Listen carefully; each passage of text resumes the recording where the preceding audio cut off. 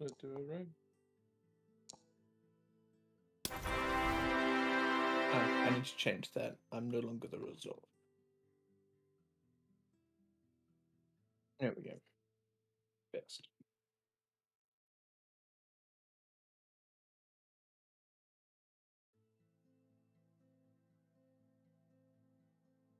It's not letting me roll initiative. Roll 1d20. Yes, I was about to mention that.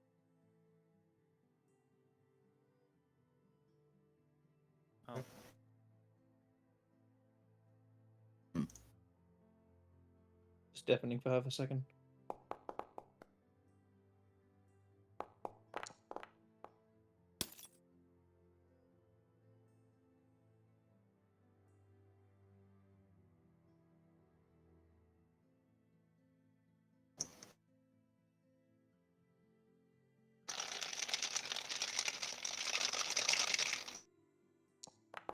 Howl. What was that?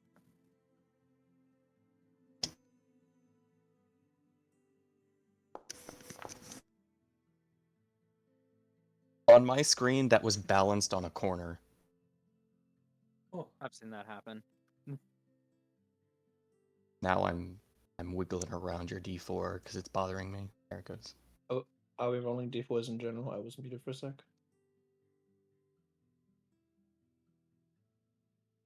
I do have a quick question. What, I probably should have asked this a while ago, but I never thought about it. Is all these little numbers down here at the bottom of the screen on Foundry, are those where you can put specific rolls or just specific dice or what? Those are the hot bar? macros. I heard like 3 different people. the hotbar, like 1, 2, 3, 4, 5, 6. Yeah, that Is you. a hotbar for dice or rolls? I Or think it's abilities, not or block or whatever. anything. It's those are macro buttons. Okay. So you can drag, for example, off of your character sheet, you could drag your weapon attack into 1, and then anytime you click on 1, it will roll it. Or you can make a macro by clicking on that spot. Oh, I didn't even say the thing. Okay. I'll maybe I'll mess with it later, but just good to know. Thank you. Alright. We can track stuff like I have my unarmed strike set to 1. That way I can just click 1. Snowball. and then that's through the hotbar thing. So who wants to volunteer for a recap?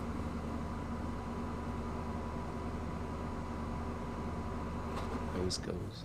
Don't you all jump at once. The Hulk said something, so it's him.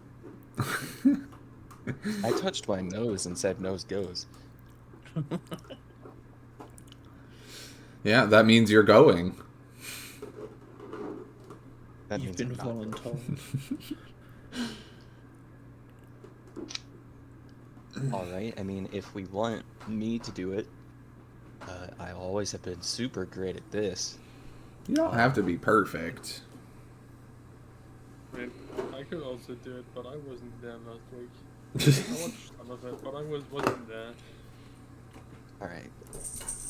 Right after our combat encounter, with the cultist,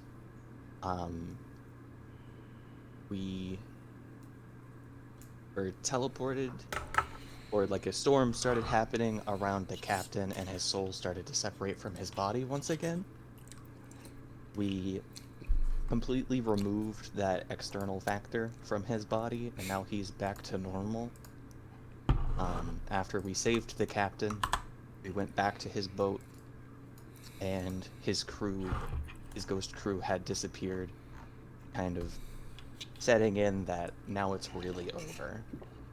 Before we left, because we had to stay a couple nights because the captain wasn't feeling well, he had a soul ripped out of his body.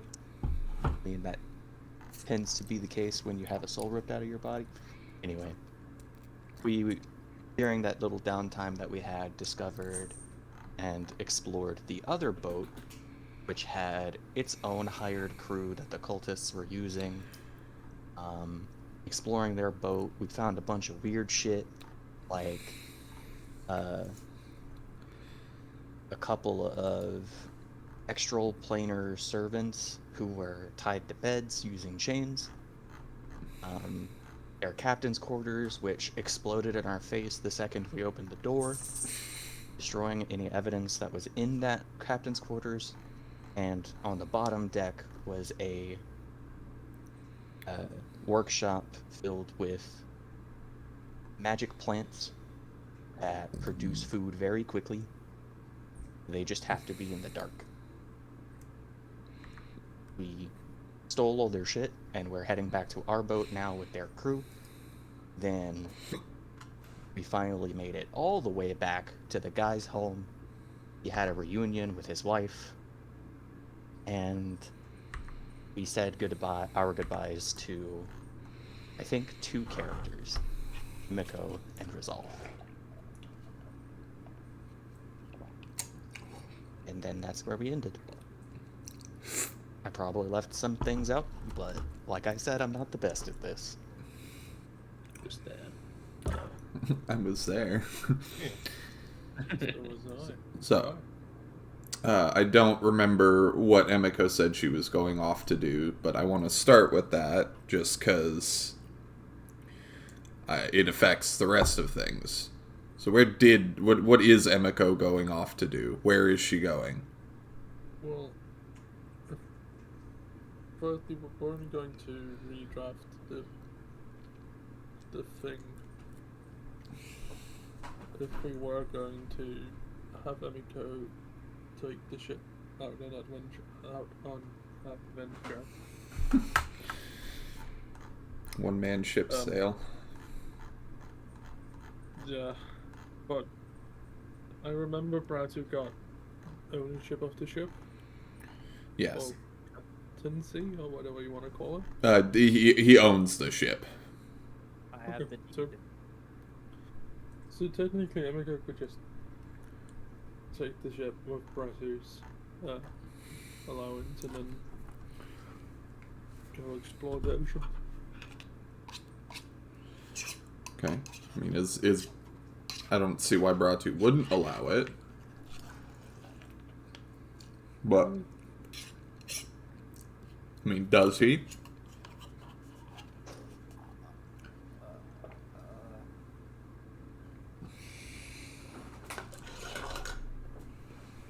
I have nachos.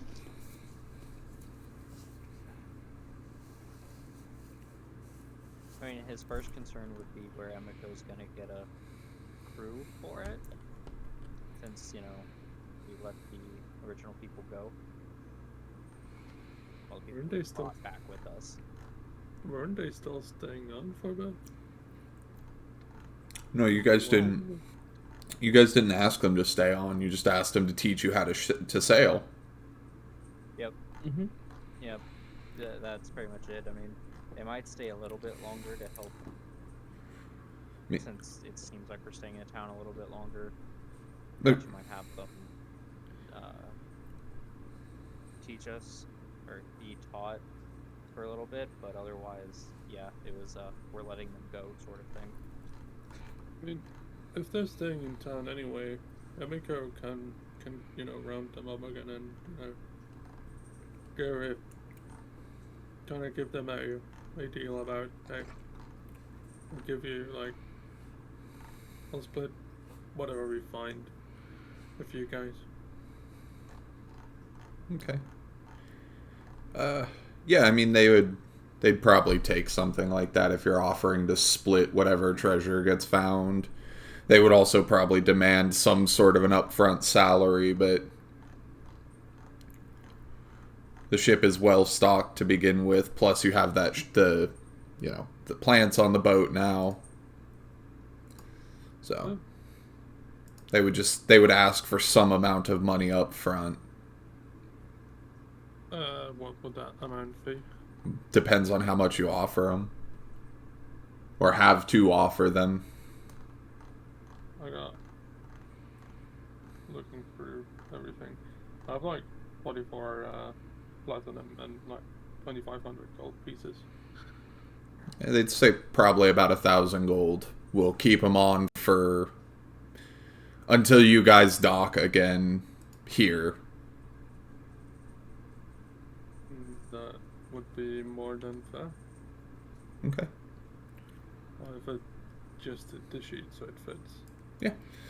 So they would, once you're ready to go, they'll make sure the ship is in top shape and ready to hit the sea again. Emiko goes when after a couple of days of rest, saying her goodbyes to the party. Okay. Lacey, I need you to move, please. Thank you. Okay, so yeah, you spend a couple of days resting and, saying goodbye to people. And the crew is going to have the ship pretty much ready to go by the time, the second or third day rolls around. Go over there. There you go. And so it's pretty easy to, set sail once you're ready to go. Which works because right as you're setting out because the ship, the Night Hunter, is one of the larger ships in the dock. So pretty much as you're setting out, another larger ship is coming in with trade. As you're starting to get into a season where trade becomes a little bit more lively in this little town. So Emiko takes the ship with the crew and sets off for whatever she's gonna find out there. Diddly-dee. So you guys have stayed in Shark Bay Landing for a few days. The Resolve and the Fetchlings have left pretty soon after you guys got kind of comfortable. The captain has set you up in one of the taverns in town just to kind of conserve space in his home now that him and his wife are kind of reconciled. They want a little bit of time, to themselves rather than having too many people in their home. But the captain's paying for it all, so it's pretty easy to just wait out, I think about a week prepaid. You can leave, obviously, before that or stay longer if you want to pay for yourself. But it gives you all a nice, quiet break from everything. It seems that nothing is looking to spring out at you right away.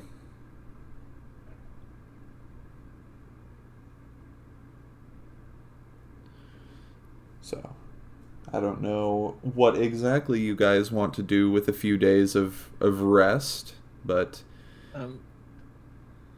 I'd like to defer my initiative to Brachuk, because he mentioned that he wanted to do some training at the first opportunity. Okay. Oh, well, okay. Well, before those days, actually, well, he is completely right. There's some training I'd like to talk about or look into. Mainly being trained on the ship and basically how much more training I could get in those days before Emiko leaves. Okay. Just the training I meant, but... And I know the other training too, but gonna cover the backtrack stuff first, which is that. And Bratu actually does need to speak with the Resolve before he leaves. Or, well, the day he's leaving, specifically. Or, like, the night before, I guess, would be the specific time. He would try to grab the Resolve.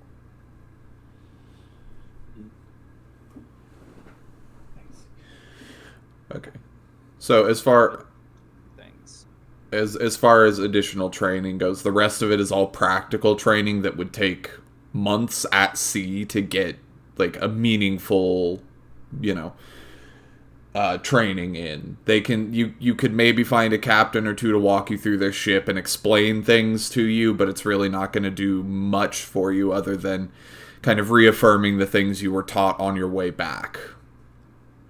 Everything from here on out is really just going to be putting everything into practice, which takes a lot of time. That's fair. I mean, I think he would still go through with getting those reaffirmed things, but that does leave him with more time to get a hold of Resolve. Yeah.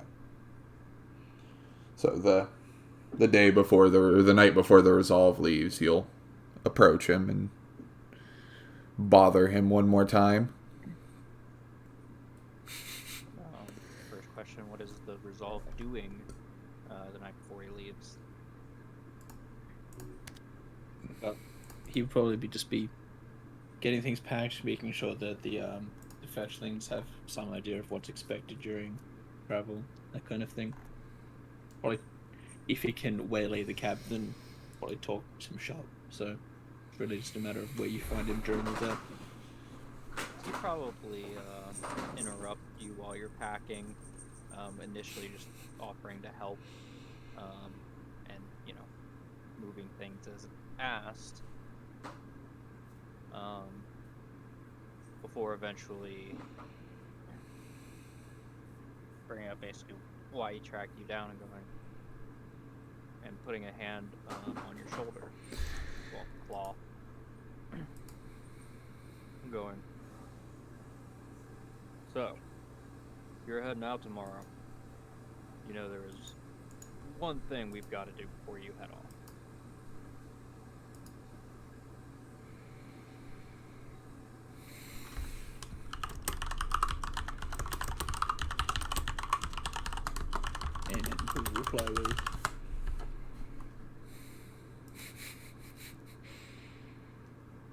for. Come on. I'm not gonna send admittedly one of my only friends without a few proper drinks.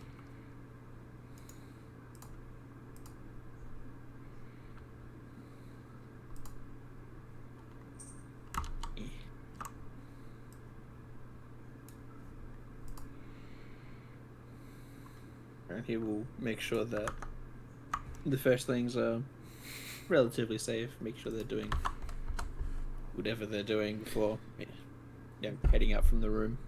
They're Mary and the captain are taking care of them for the moment. They're kind of helping them understand some of the basic things you're going to be saying to them while you're out.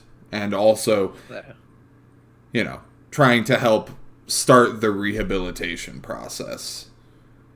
Which is big help. Yeah, I mean, it's not, you know, it's not for free. The fetchlings are helping them. It's still helpful. The most helpful things are things that are mutually beneficial. So it's, you know, they're nothing to worry about for a little while.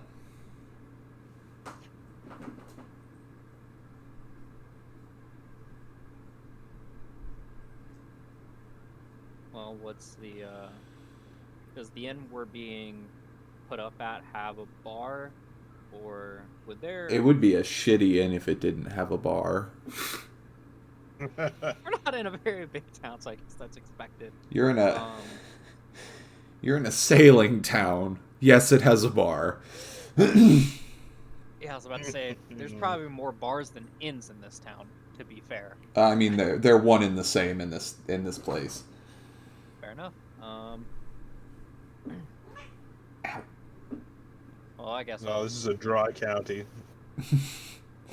Prohibition. Moonshine. I think there'd be a lot of black flags outside of Sailing Town if that was the case. Anyway. But yeah, I'll obviously head down with the resolve to the bar part of the inn. Sure. Well, the resolve is staying with the captain and his wife, so you're leaving with him to the inn. Oh, okay. I thought he was staying with the rest of us at the inn. No, He's striking up, like, crafting stuff and maybe trade deals with the captain. Yeah. Fair enough. And the fetchlings are helping Mary not have to do anything for a couple of days. They are surprisingly adept at everything from cooking to cleaning. But that's kind of their only skill set. House fletchlings. So. But you... Look, I'm happy to drink you under the table. That's fine. I think you do have the better constitution, so that's probably likely. But Absolutely. you don't think Brachi's not gonna at least give it a shot. Yeah. I guess in that case, if we're not already at the inn though, whatever place is most likely to have the most dwarven ale and liquor. Oh, there's... You know for a fact there's none of that here. Why? We had this issue when we arrived. Because this is a sailing town, not a landlocked trade town. No, that's exactly why I think they would have almost anything. The dwarves don't sail. There is gnomish liquor, but there's no dwarven liquor. The good Just whatever. gnome stuff. Just strong liquor in general would be, I guess, what we're looking. Yeah, there's plenty of that. This is a sailing town. They care about their booze here. That's exactly why they ship dwarven stuff. It's the best. But they can't get it. All bullshittery aside over alcohol specifics. We'll go to the bar over at the inn, and I guess just the strongest whiskey, bourbon. I'm trying to think of. I feel like Bratu would know what the resolve prefers, but out of character, I don't know. Reserve prefers volume over strength. So, ales, stuff like that. A strong ale then. Yeah, But, Okay. yeah, order 2 strong ales. Bratu's definitely gonna be in for 'em. Mixologist, brewkeeper. Okay. I mean, if you're just looking for, like, ale, then that's pretty, that's relatively inexpensive. It's like, the stuff they're serving here is like a range of a copper to a silver per mug. Oh, excellent. Yeah, that's the like resolve, time to keep a tab. the resolve will put 2 gold down for the barkeeper. Bratu's like, really? Come on, let me pay. He's You're doing ahead it. now? Can't stop him. 2 gold's already been put down. I know. The gold's literally already on the bench.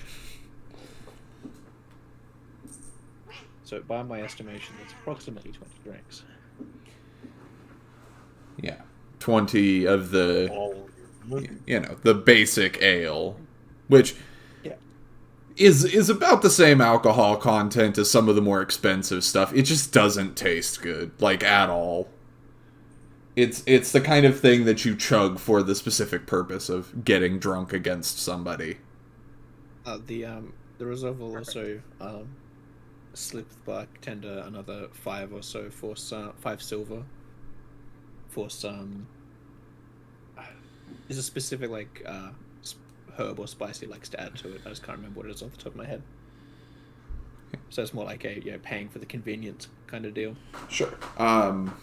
Yeah, they'd probably have that. So Well, if Resolve's adding it to, so I assume you're paying for the 20 as in 10 each, or are we gonna drink Yeah, 20 20. each? I mean, I could probably drink 20. But if When do I if start that- to make before it saves? But in that case, Bratu would get 5 silver as well, kind of for the specific purpose of keeping what they're drinking the same. sure. Yeah, as for when you need Slim it down. start making what you said 20 2 10 each. gold. 2 gold. That's 100 drinks, not 10. No, it's 10 silver to the gold. Yeah, are you getting the are you going okay, you're going with like the silver per rather than the copper per. I'm Okay. not going with the copper. Okay. So that's a little bit better. That has some actual like depth to it rather than just being alcohol. Yes, that was why I was looking out for it. Yeah, I assume that too. I was Buying 100 mugs of swill. I mean, you did say quantity over quality, so No, I said volume over strength. Yeah, that is very different. You Anyway. stupid cat. Sure. I mean, with the constitution you guys have, 10 drinks of the strength that you're getting it's pretty much just enough to get you drunk. Nice. It's Which is the then perfect time to start a drinking contest. You'll have to start feeding the bartender more gold for that. There you go, you get the next round then. Yep, I will put down 2 gold. Now is when you start making fort saves. How far into the next round do I need to start making the forts? After about 1 or 2 drinks, really. The 10 drinks is kind of getting you to that point, and then everything else from there is, extra. What's the threshold for passing out then? We need rules for this. You'll find out. That's what it's at. Okay. So we'll roll for the first one then. Yeah. I guess so.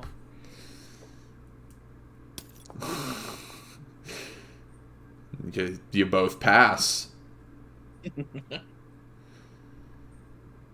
So is that after every one or after every two? I'd say after every 2. So you'll make another one 2 drinks later. And during all this, I would assume it is just a lot of it is very friendly banter, especially the drunker they get, which probably to other people doesn't sound very friendly. Banter, shop talk, I mean- reminding him that he's just a minor, that kind of thing. At a certain point, you Oh, do sure. you do start actually attracting a bit of a crowd anyways. Most people do not down 10 drinks without so much as most people don't Wait, no. I'm using my inspired. for Let him this. finish. Let him Sorry. finish. most people don't down 10 plus drinks without passing out in here. So like by the time you're on the 10th or 11th drink, you have people starting to kind of, you know, sneak around and or not sneak around, like gather around and kind of watch you guys. Okay. Sorry for the interruption. Just that got me. You said you're using what? I'm using my inspired trait to have another roll on it.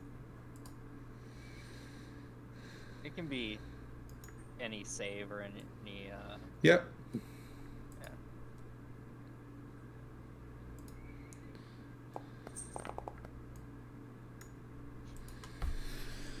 oh well. That's It's still not one. a- That's still a fail. Oh really? Yeah, How many failures before you start? Oh. it's 3 to pass out. Nice. Oh, okay. That's fair. So that's So 1. on cup number 16, I would say the resolve starts reminding you about the good old days where he was still part of Clan Anvil Bender, though he doesn't mention the clan's name overtly because he's not allowed to. And Yeah. where you were, as I said, just a minor. And How, out of character, how old is the resolve? 56. 56. Bratu's actually older. Yeah, but you're also a dragon, so Well, no, but I don't know. For some reason, I just thought the resolve was older than Give us the Bratu. next one. Yeah. you are but a baby. He rolls twice. Why did that roll twice? I don't know. The first one's a 26. I'm assuming the first one was the intentional one, so that's Yes. both successes. And now you're at this point you're really getting people's attention because that's 16 down and both of you are still sitting upright. I assume they're starting to take bets. Maybe. But, I guess Bratu will start, rebuttaling all that with, not rebuttaling so much as talking about his time in the, Order of the Tome and actually kind of bitching about them a bit. Having a good old complaint. Yeah. We can get the next set of rolls out.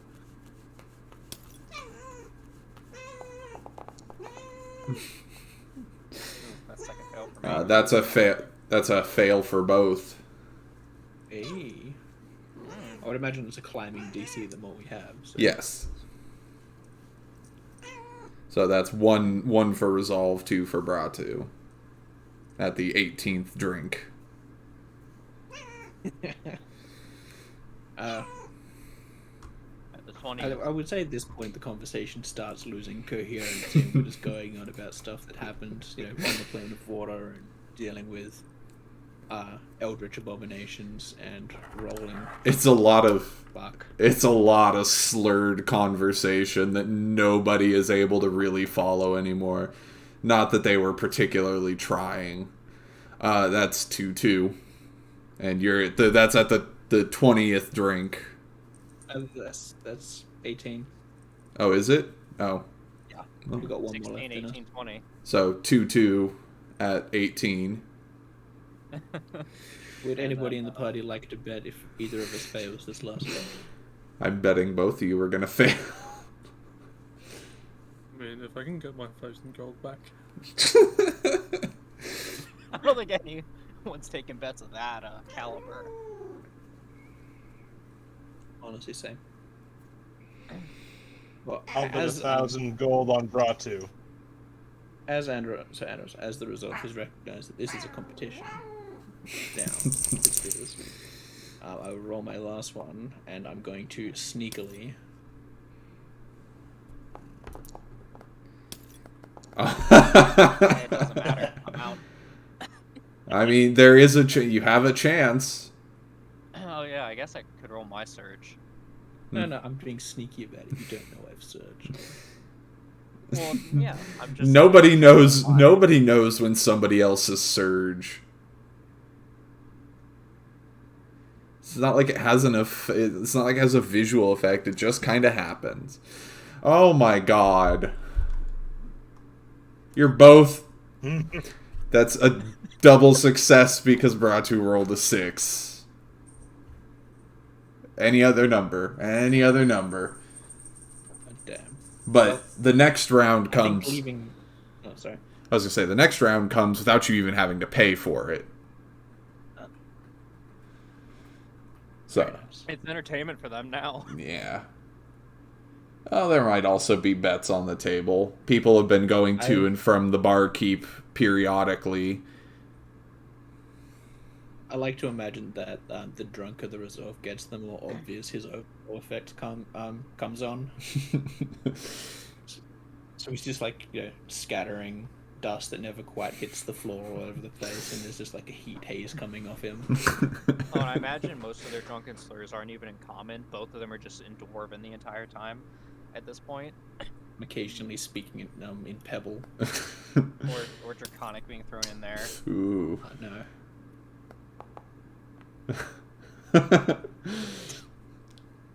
Any surges? But he wasn't expecting this drink, so it was kind of just off the cuff, so no surge. That's both of you. I can't fix it. That is both of you failing. 3 So and 3. Bratu falls off his seat first, and the resolve is like, yeah, and then he falls off as well. Which means, in terms of the bets, the house wins because they were betting against the resolve. Wow, that's rude. They were betting on the dragon winning, and now all that money's like getting funneled through the gold or through the barkeep. And he recruits a few people to help you guys up to to help Bratu up to his room, and then to drop the resolve at the captain's doorstep. William comes out once or twice, just cause. So He's there. the morning, Like right before he passes out, there's like a belch of ice that just like freezes the stool he just fell off of. the morning will come. You both will have incredible hangovers. Hell yeah. Oh yeah, 100% worth it though. And Bratu, when you go down for breakfast, there are people there that look a little bit grumpy about the way things went. You can hear people muttering to each other about how much they lost, and it seems like kind of the average bet was like 5 or 6 gold on you. Hey, Bratu was aware whose was kind of hardier there. He's They weren't. gonna feel like a sore loser. How did they not bet on the dwarf? Because That's what gonna be Bratu's my thinking, question. too. if you see a dwarf and a dragon drinking, are you not going to bet on the dragon, assuming that it has a better, like, fortitude? No, I'm gonna bet on the dwarf because dwarves eat, drink, and sleep alcohol. Yeah, bro. He's got a point. Yeah, And it's not Bratu's to say that the resolve didn't get bet on. It's just that overwhelmingly the bets were in favor of resolve losing. I mean, hey, the appearances can be deceiving. I mean, both drank. Both of you lost, so Yeah, we did. Oh yeah, because Probably won if I surged the second one, but yeah. oh well. But after he kind of mostly sobers up, he'll swing by the tavern just to give Bratu, a smack on the back and a good luck kind of deal, and then he'll trundle off, as dwarves are wont to do. Yeah, Bratu's pretty much gonna do the same thing, but also kind of look at his own back for a second, the things that are there, and just say, Oh, no. before you turn into a bird. Okay. No. So the door of the tavern will open, and the fetchlings will walk in. But after the fetchlings is a dark black raven. On two legs, or just like normal raven?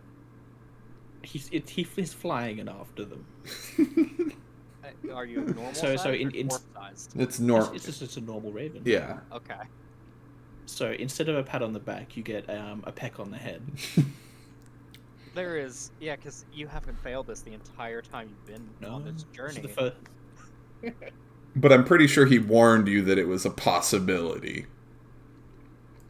Out of character, and just yes. out of character, yes. In character, no. So this raven. And Bratu's the gonna- only thing that reminds you that it could be the dwarf is the fact that there's a hedgehog. Also, Oh, I was gonna say, since you were with the fletchlings and no one else should be with them at this point. no, Is it an he's- extra tiny hedgehog? no. Does the hedgehog scale? With No, the Resolve? hedgehog is the same size. So the resolve is now hedgehog sized. For what is it, an hour? It's a minute per cast level of the item, so 10 minutes. Okay. Bratu's And then let me gonna just double check. Yeah, 10 minutes. take a second, look between the bird with a hedgehog on top, riding on top of it, and the two fletchlings. Give a very confused look and just say, I don't remember hangover causing you to turn into that. You get another peck on the head, and then the resolve will guide the fetch things back out, and they will start on the journey back to the mountains. Led at first by a bird. But let it first for the first 5 minutes by a bird. Yes. Yeah, I guess Bratu will. He won't wait a full 5 minutes. He's gonna wait like a couple minutes. It's still looking just incredibly confused. Before getting up to follow, he never saw Resolve look like this, so he doesn't know if it's some sort of elemental thing. He's using to play a trick on him, something like that. He has no idea. Zero.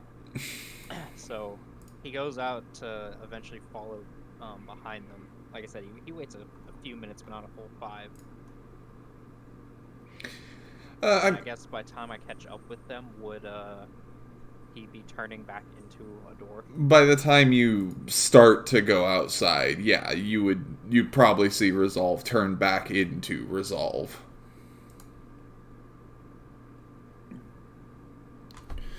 So, I'll go up to him for for a more proper goodbye and such, and just ask. That's not a part of anything like what happened to me, right? What happened to him That's again? My whole double dude thing. Oh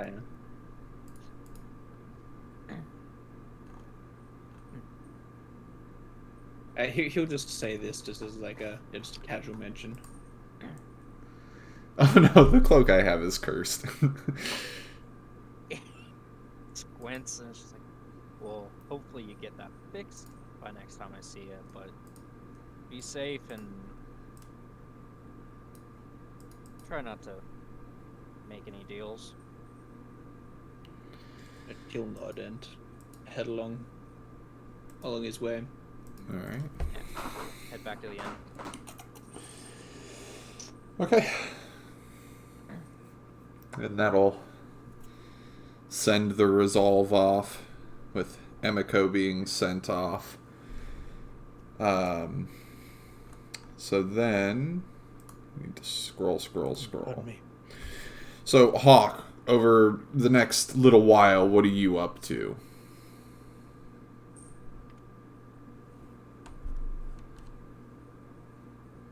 I'm probably just going out through like day-to-day business, keeping up with my physical shape, that kind of thing. Mm-hmm. But nothing in particular, just kind of upkeep. Yeah.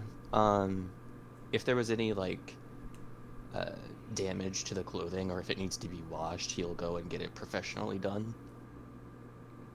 As professionally as you can in a sailoring town, yeah. I mean, there's tailors to fix the damage that's been done, because there is some Yeah, not damage. sailors and tailors. As far as washing goes, I don't know about like professional cleaners, but there's people who will clean your clothes. It'll be okay. You might even be able to find a wizard or two that can like make the dirt go away. Yeah. I also imagine it's a little crusty from seawater and like salt buildup. Yeah. Don't want that. So it's not too particularly hard to find someone to help you with the upkeep of your clothing. Yeah. And then after I'm done with all of that, I just go right back to working out and getting it dirty again. It's a vicious If cycle. I can, Mm-hmm. I'd like to train just for, you can't train ability scores, right? No. Okay. Then probably just do some skill training for,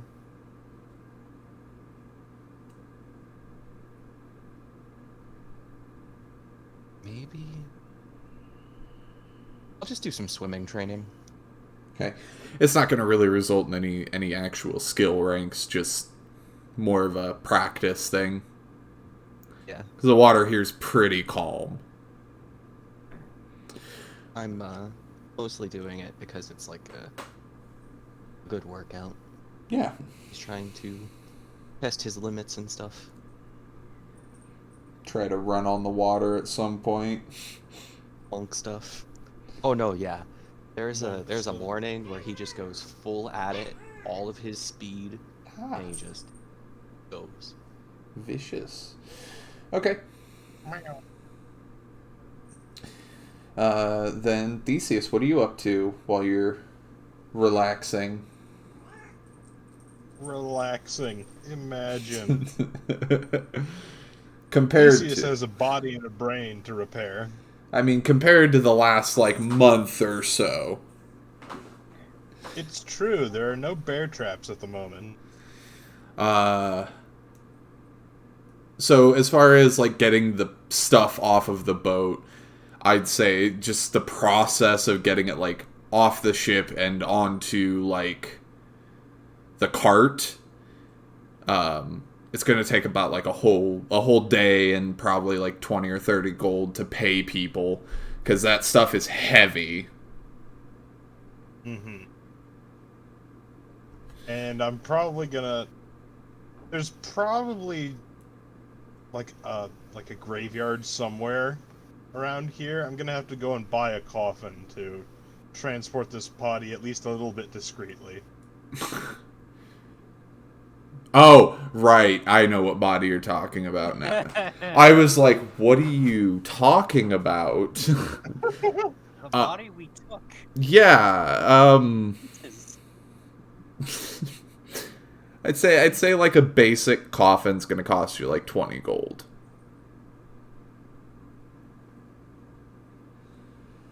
Alright, I can do that. So, Get myself a coffin and get my after I've got like the lighter stuff like taken to the inn and the heavier stuff like placed in storage somewhere for now. that's what I was saying I'll about the... probably- Because yeah, getting everything off the we're doing the thing again. Because the cart has enough space for everything, that's what I was suggesting, is like you would just probably talk to Andros or something about it and let him know that you need to put some stuff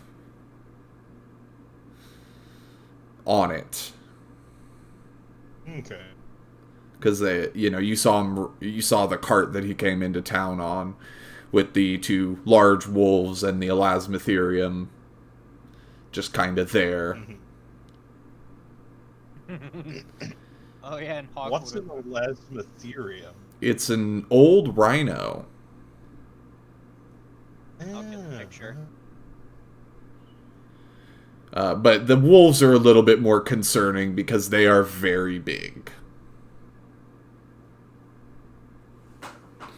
Them some big wolves. They're acting almost like pack mules to pull the cart around. And the elasmotherium seems to just kind of be there to keep them in line. And it's an interesting dynamic to watch because the wolves will start like roughhousing with each other, and the elasmotherium will just come over and at them, and they'll stop.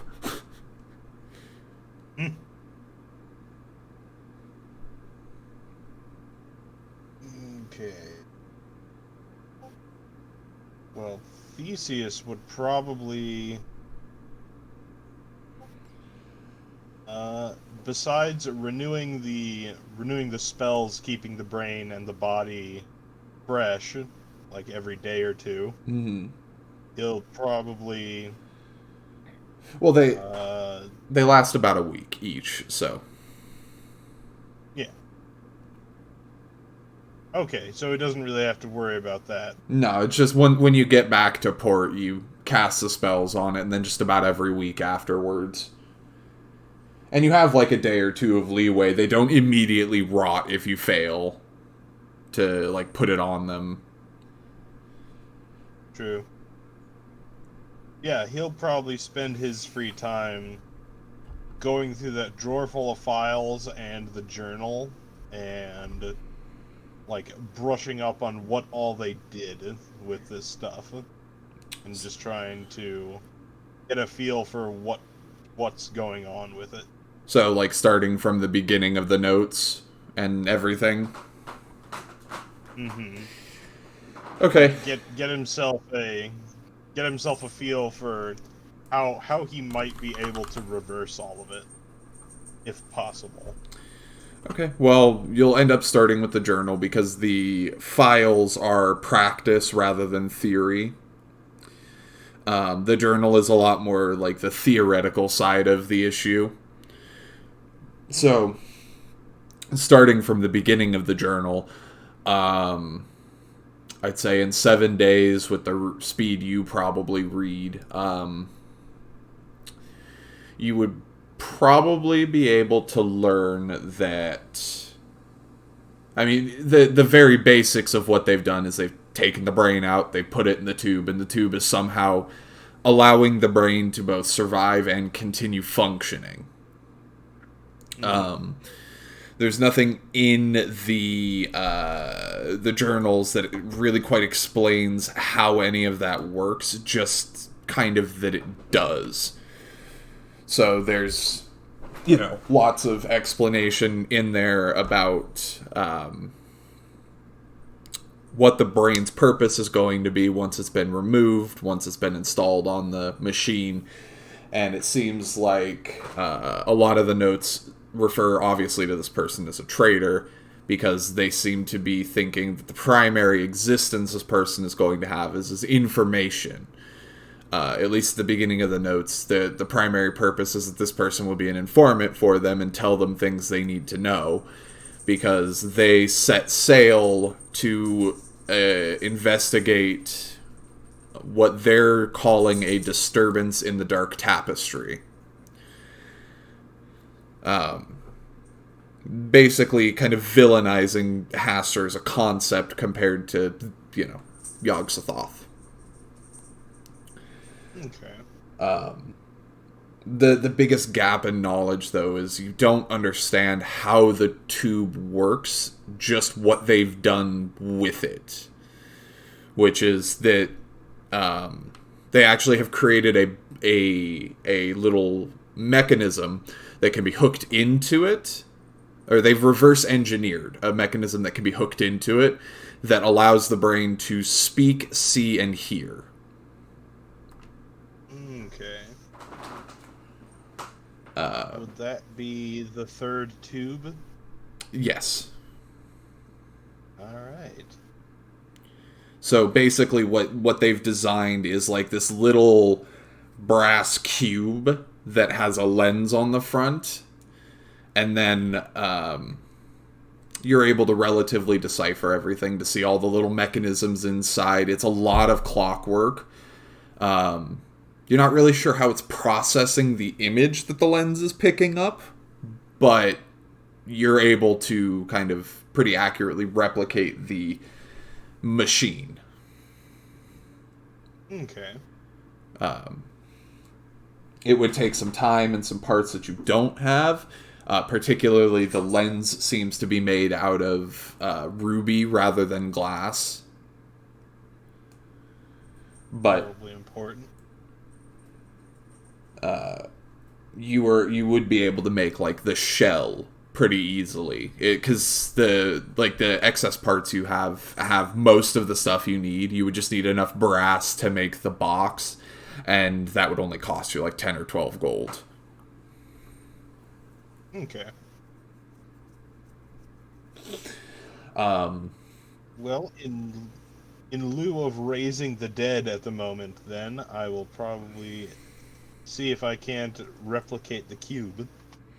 Yeah, replicating the cube is a fairly easy process because you have the blueprint, and it's not a massively complicated piece of equipment either. It's mostly just a bunch of gears and treads and stuff put together to create almost this running track of paper, basically, that gets cleaned off on the bottom side. Not paper, plastic. So it's like this running tread of plastic that gets writ on the top and then wiped off on the bottom so it can just keep going. And then there's a little box inside that creates sound, and then the missing lens, which you would have to get. It's the most expensive part, probably about 100 gold worth of rubies that you just don't really have the equipment, as far as you know, to turn into the lens that you need. Okay. Damn, I should have asked the Resolve about that before he left. I mean, there's Ah, another well. source of knowledge who has come back, but hey. So you I figure miss you already, Resolve.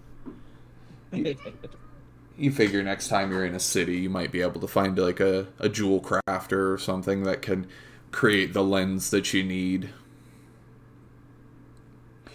Yeah, that shouldn't be too tricky. Otherwise, it's a lot of rest, upkeep on Thusius, I assume, and getting to know Andros. Yes, I am very intrigued to know about this Andros fellow. Well, Small thing I forgot Tell to me mention about about St. Andros fellow is the fact that he also has a pair of dark black bat wings out of his back, which are definitely new for the rest of the party, but definitely probably strange for yourself as well. You did mention it Oh. before, but Theseus isn't particularly surprised. He's starting to get used to everyone but him being able to fly. for now. Ah, bat wings. Sure, yes, of course. Why not? Why not?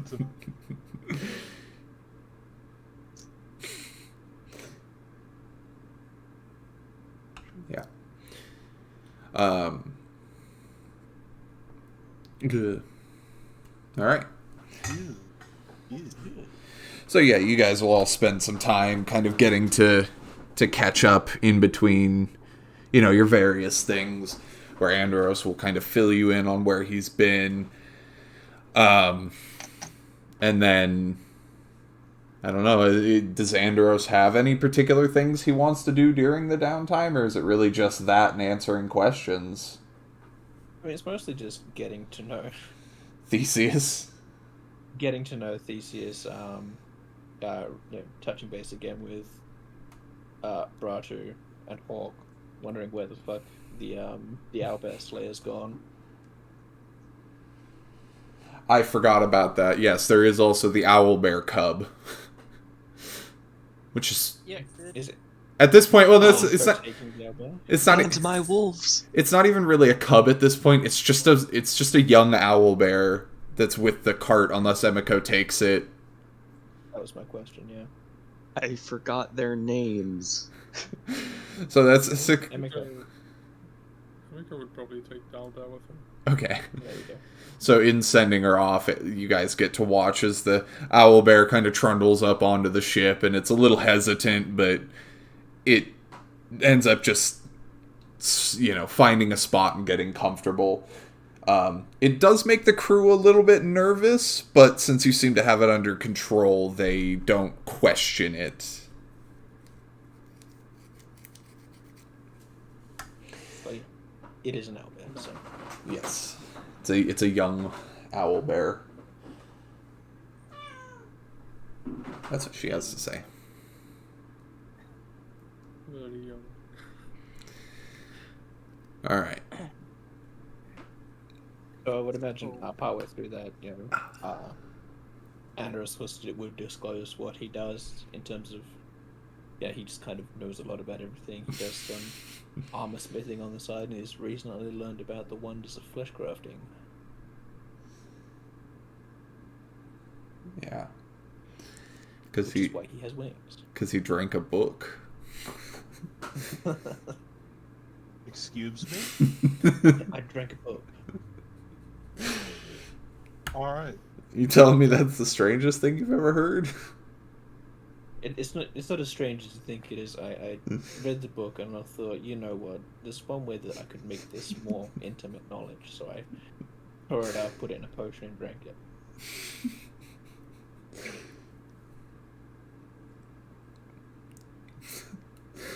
The silence tells all. Alright. So, as you guys are taking your time to rest and kind of recuperate from your couple months out at sea, rumors start to kind of filter in. Most of them... Well... So, the biggest rumor, and I don't remember for sure if I've mentioned this to you guys before or not, is that the Emperor has died and his son has taken his place. Oh, dang. Known about that one. Yes, Andorus, you know that one is a fact rather than as a rumor. Yeah. But as far as everyone else is concerned, this is kind of the first time you're hearing about it. With how long you've been gone, Theseus, you have no way to know one way or the other. Just you're hearing the rumor. There's also this other rumor being disseminated that he is some sort of occultist, and that he's in cahoots with some less than stellar figures within the capital's kind of higher up religious figures.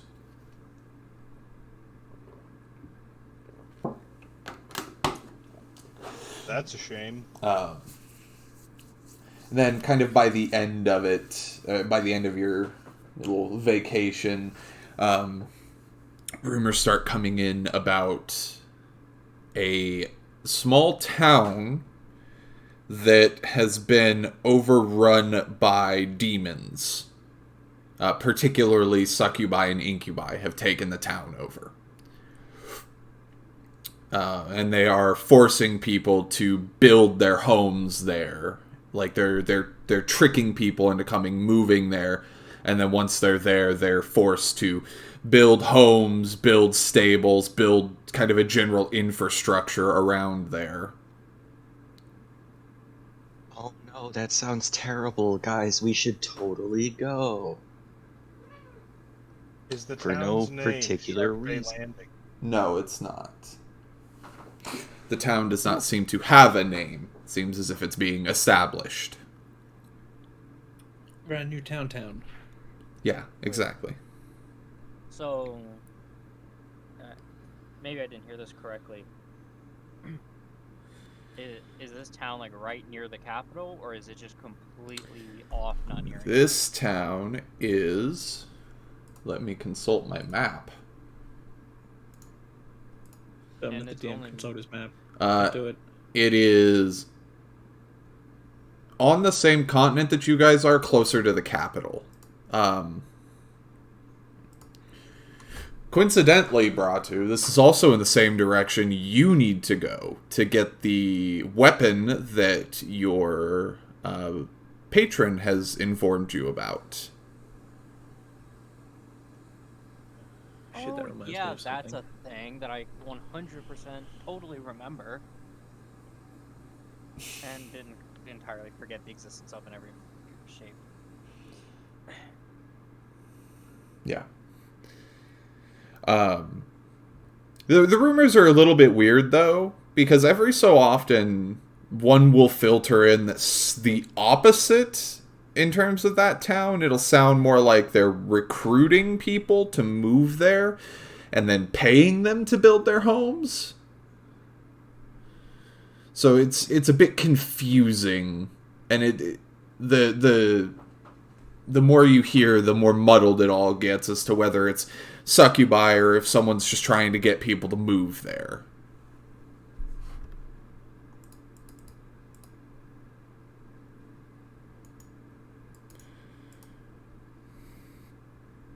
So.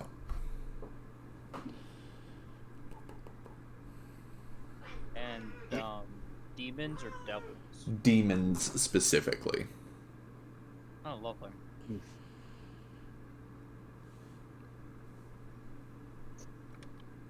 Well, specifically, the word succubi is thrown around every so often.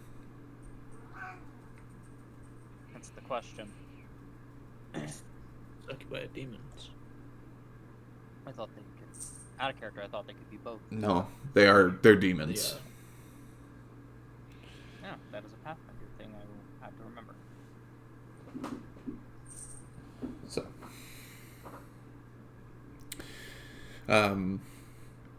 other than that, there's no real other news besides the fact that the town is starting to bustle as you're rapidly approaching the next solstice, the one where you're going to go from kind of animals being like more active in their repopulation to fields growing much faster. So there's a lot of trade coming in that's kind of preparing for that. People are actually coming to the town to settle in to help with the farming, and people are also leaving to go help other places with the farming, and the town is just generally getting a lot busier as the last few days go on. And in the night sky, the twin moons that you guys are kind of used to seeing, they're starting to shift positions where one is getting larger than the other, and you're probably at the end of like the 7th day, you're probably like 2 or 3 days away from when people are going to celebrate that shift. Fascinating.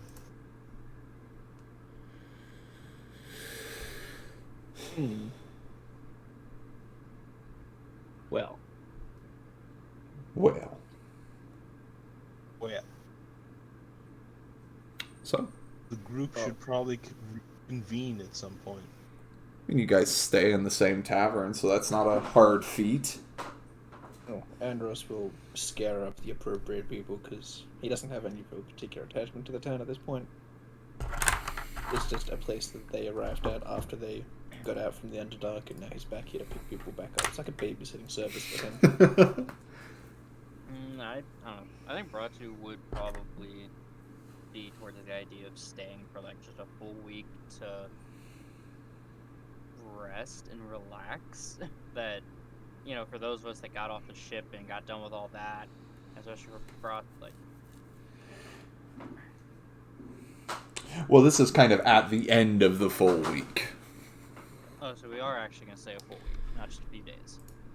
Yeah, no, this is... So- You were put up for a full week, and nobody said they wanted to leave early, so that's kind of the events of the week.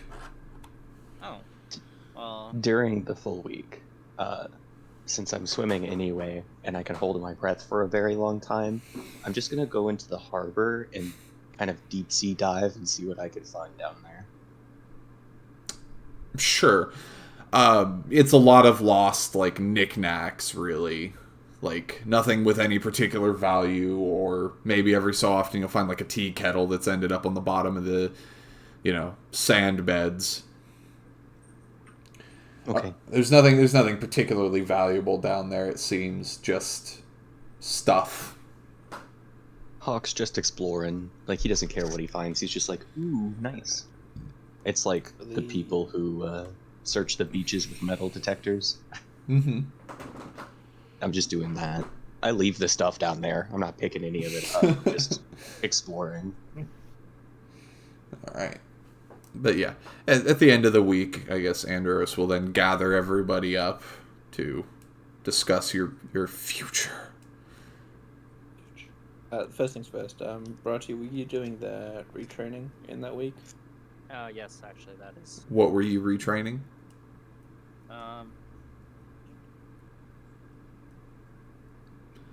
I was thinking of retraining improved initiative into shield focus. Interesting choice. Shield focus is something I kind of need, and I can't find a really better thing to get rid of. You know, improved initiative. It is. I suppose, like, as the town is getting busier, you'd be able to find someone who could train you with that. They are specifically a swashbuckler, so their training is a lot more like they're making you take your armor off to train, but a lot of the things they're going to teach you will translate pretty easily.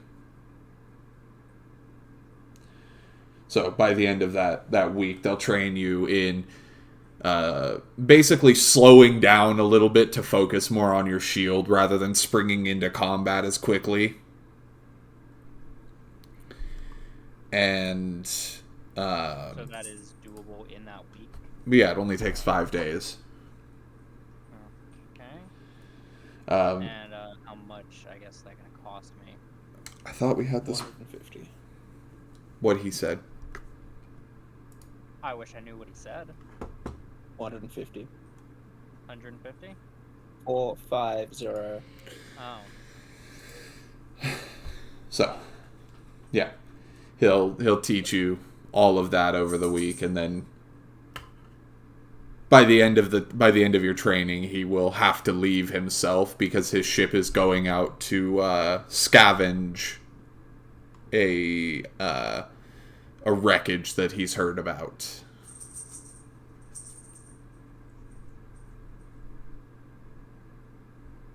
Okay, I do have another thing I'd like to do if no one else does. Although it's probably only like a roll.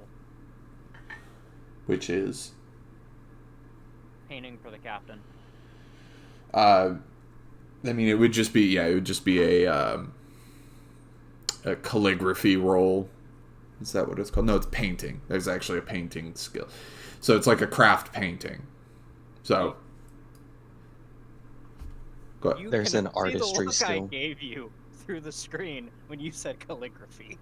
Yeah, Anyway, there's also profession painter, but that's not an untrained skill.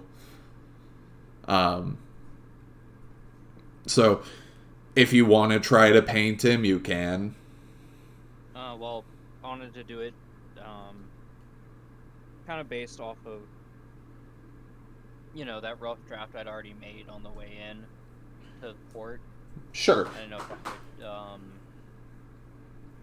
It'll have any effect. it'll give you like a +1 or +2. Okay. circumstance bonus. Yeah. So it'll give you a little bit of a circumstance bonus. So if you have the skill trained, you can roll the skill. Otherwise, you're just rolling intelligence. It's not bad. It's not the best painting that anyone's ever seen, but like it's above average. You can make out most of the features. You can see the intent behind it. It looks like the captain, and that's kind of the important part. Yeah, it's supposed to be captain, kind of behind the helm of the ship with a nice ocean backdrop. Yeah. So it's a little sloppy, but it pretty much encapsulates what you're trying to get. I mean, hey, that's pretty good for being new at this. Because I only have 1 rank in it. I got it last level up. Please. Yeah, Ratu, well, you're like, feels like he needs some more practice, but thinks he's done a pretty decent job, and will actually during that week go and take it to the captain. And he'll take it and he'll hang it up in the kind of the living area over the fireplace. Considering that space was already empty, he's got something to fill it now. Yeah, Ratu would just tell him that, well, I know you weren't all in your right mind, but even then you were still a rather kind individual for dealing with a bunch of landlubbers and all. And this is both as a thank you for the very interesting journey and as a congratulations for making it through all that. That wasn't just us. You act like you're the worst that's ever sailed with me. Believe it or not, landlubbers are the best to take to sea when you're just having them on as passengers. Taking a sailor as a passenger is like taking another crewmate because they always have an opinion.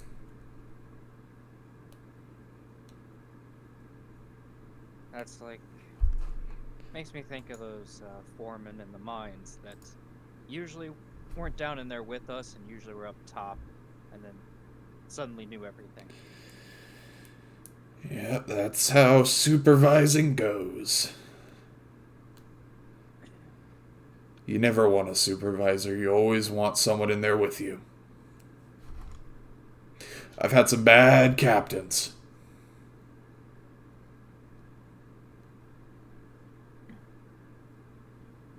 Well, I definitely would not put you under that category.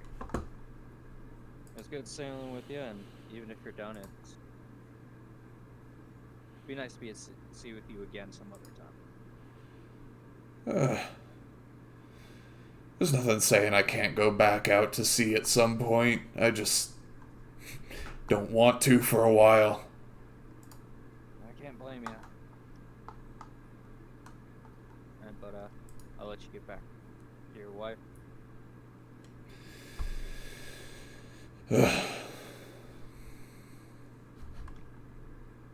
Alright. Yeah. So, I'm going to take my lead from top of initiative, if that's okay. Yeah? Yeah? Cool.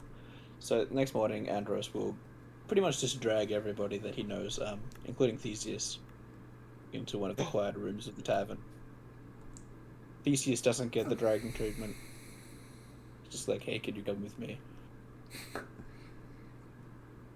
And obviously address that they've all heard the same rumors about a nearby town. And the fact that this town is going through its kind of transitional period means that most of the mercenaries that would be around aren't anymore. So we should probably go stick our nose in it as best we can. That's what we're usually good at. So, does anybody object? Is there any grumpiness? My bad. I was muted. I just said I absolutely agree. And you're saying go check out the town, not the capital first, or the other way around? The town, because it's closer. Oh, then yeah, Bratu is on board as well. and we'll commit, and we'll want to actually bring up something to the group when you bring that up.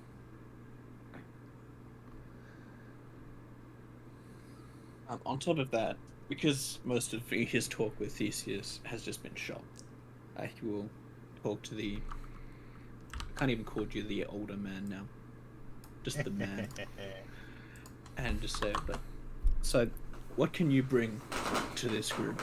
We've had people come and go, so it is best to know.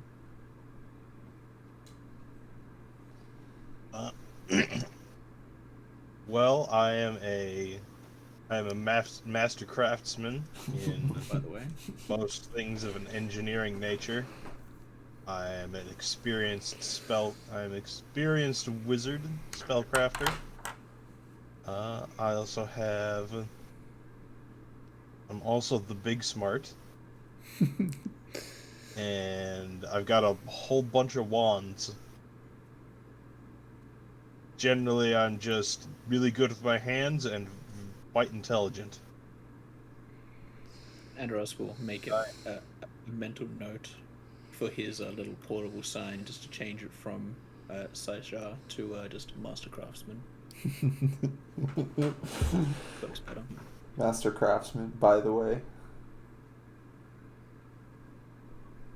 And in turn, he will say that, well, I'm fairly intelligent myself. I have a bit of magic of my own, mostly learned through my grandfather. And I'm a pretty good shot with the crossbow. I have a lot of knowledge about everything, it seems. And just ignore the bug. Pretty That's much, a shame. as you say that, the bug is going to peek its head out and look at everybody. And it is... It's not so much a bug anymore, so much as it is just a very large creature of a bug variety. It's... Bug too cute. You know, it's like... It's like the size of a small dog now, and it's kind of curiously peeking at everything around it. And you're getting a few looks from other people in the bar who are concerned. And as Andros pushes the bug back down into its bag, he'll carry on. It's like, this kind of imprinted on me during our exile trial down in the Underdarks, and I believe it's some manner of siege breaker, but it appears to just be intent on eating things it shouldn't. So just keep your magical items, potions, and whatnot just safe. And My reagents. There's a quiet munching in the bag. I like to think at this point Andros has definitely just provided it bits and bobs to eat. Yep. Instead of it eating, what have I got at the moment? Instead of eating it, like the deck of many things. Oh, speaking of. Oh, no. Once the introduction is done, Andros will produce from his backpack a velvet wrapped deck of cards. And so as he does so, he'll say, this has become somewhat of a, I wouldn't say a tradition, we've all drawn from this at least once. So I'd like to offer you the chance, but I will warn you that this is a Harrow deck of many things, so however many you draw and the results, it's luck, basically. Well, If you would like to draw, we will allow it. Otherwise, I would love to draw from the deck. how many cards would you like to draw? Well, isn't that a loaded question? We have found that the deck doesn't let you draw unless you have a firm number in mind. Yeah, I'm just gonna go with my gut right now and say 5. Oh Jesus! Oh, Jesus. Lay it Barry, on I'll me, leave that Magic one to you. Man. Okay, hang on. And from here on out, please use your beast.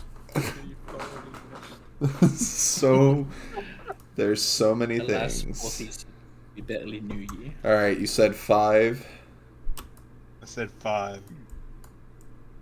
4, and 5. All right, so we go in order. Oh. So, Pulling Am I up the dead tables already? that No. play along. let's see. All right, so Andros presents the deck, and you're going to pull 5 cards from it in order. So first, you're going to flip up the Foreign Trader. And as you do, you're going to feel this gust of cold wind blow in next to you. And you're all going to watch as this strange humanoid creature is going to appear. And it's got this large briefcase kind of set up on the table. It doesn't react at first because there's still more cards to be drawn.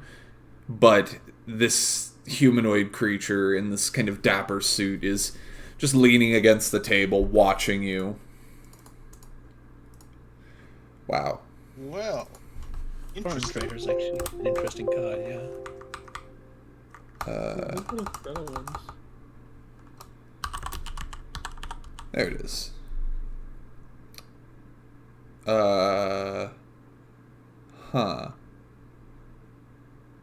The next, you're going to draw the Betrayal. So you'll see the image of a man being stabbed in the back by this sharp kriss.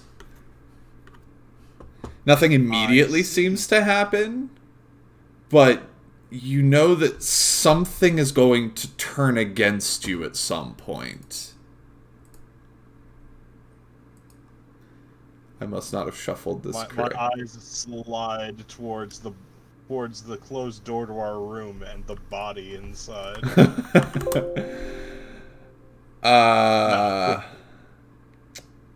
Interesting. So you're going to also lose one of your senses. Sight, hearing, or speech. That is your choice.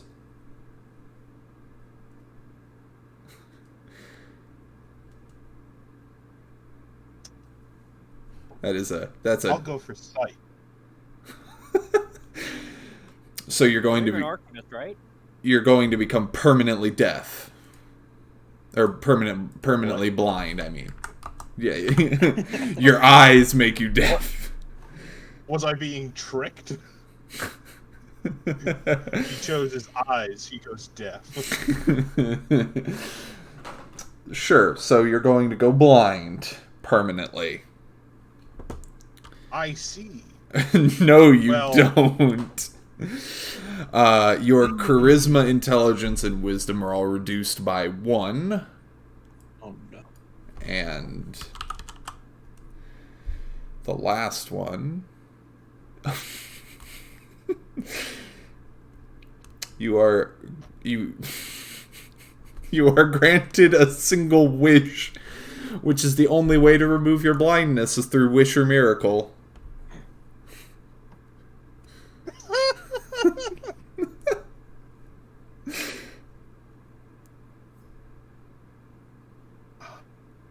But this wish can Well- do whatever you want.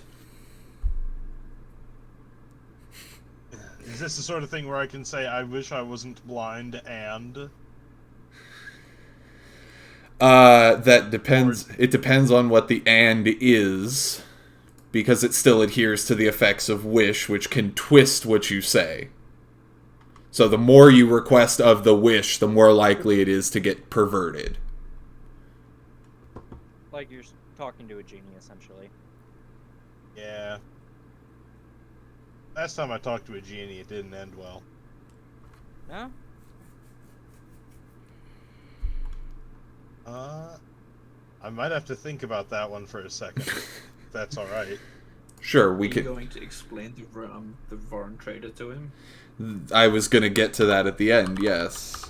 So the foreign trader is going to react once you finish drawing the cards either way, and he's going to Okay. explain himself in that you can trade years of your life for his treasures. Essentially, you can choose to age a number of age categories and get credit with him worth 20,000 gold per age category to purchase any non-unique magic item. But once you're done buying from him, any leftover gold is gone. You cannot restore the years taken by him by any means, and you are able to die of old age, so he trades with you. You can choose to decline to bargain with him, though, and he will just leave. No strings attached. I mean, you just gained 2 age categories. That's a very ironic thing for Theseus of all people to draw. But as a result, you will gain all the penalties of being older with none of the benefits. Wait, really? Yes.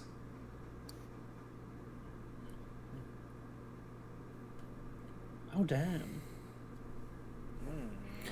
So, I think I will decline the offer to trade.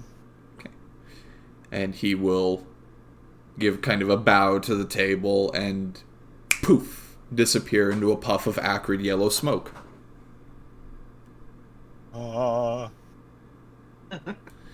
Which, Yeah, maybe it was a good idea for me not to do that. which just leaves you with your wish and your blindness. Wait, that's right. I'm not scared at all. What was that? What color was that smoke?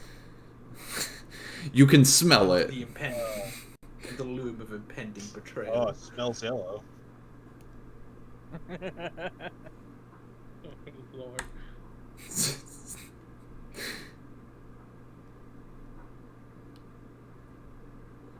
So, what are you planning for your wish?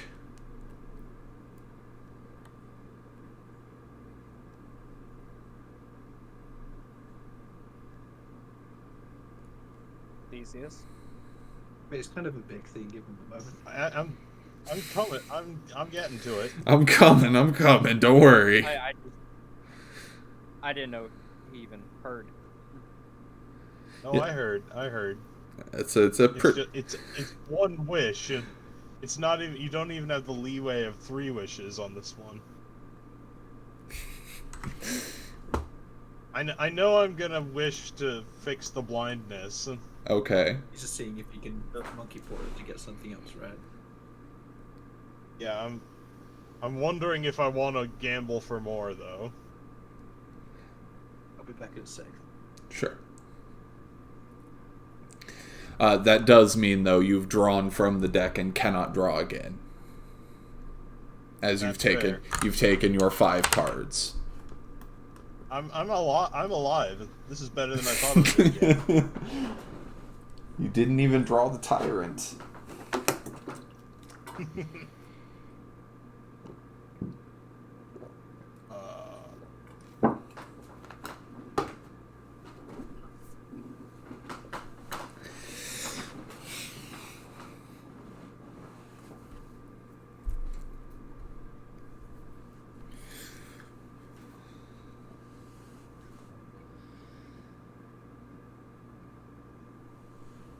Lacey.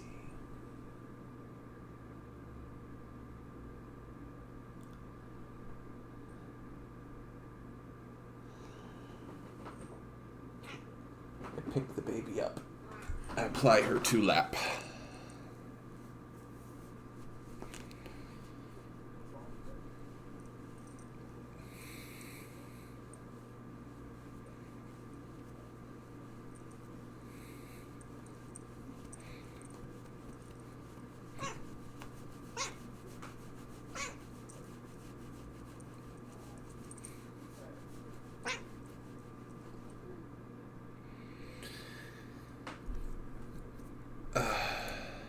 Time to go make my notes. Now that Theseus is going to be betrayed at some point. Yeah. Alright, I think I know what I want to ask for. What I Alright. want to wish for. Give me 1 second. I would... Okay.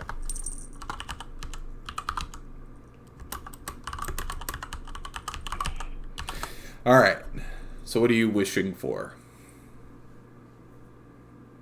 I would like to have my sight back Okay. and the ability to smell magical auras. Okay. I wish that my senses were back and heightened. Essentially. Alright. How did you word that again, Theseus? Oh, I missed it. I'm sorry. Wants his side back and he wants the ability to smell magical auras. So, granted. So your sight returns to you. And every magical item within...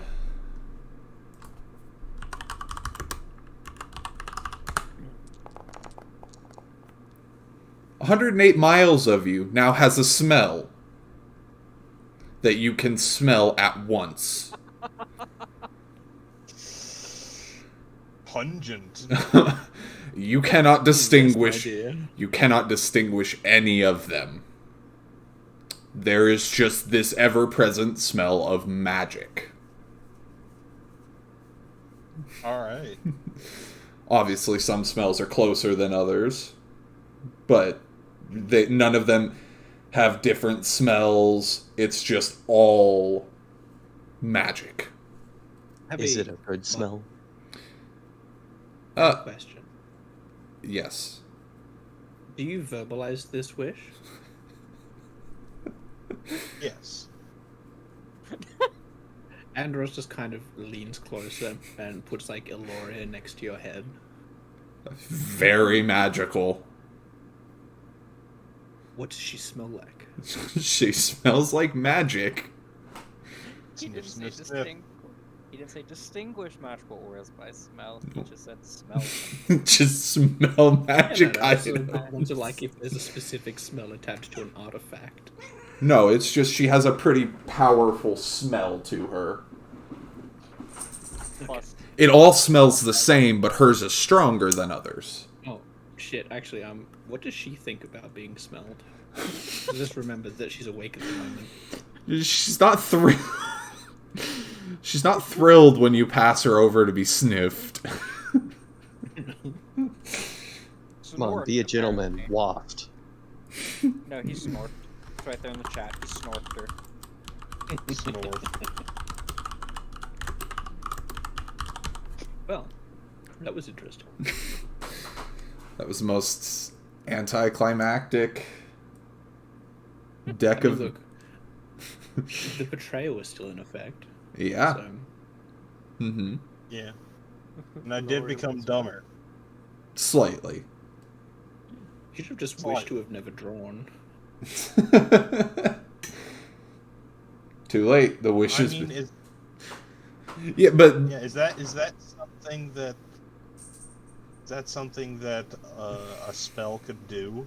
Is that something a wish could do? Sure, I technically... feel like the deck is more powerful than a wish. The wish comes from the deck, so they're of equal power.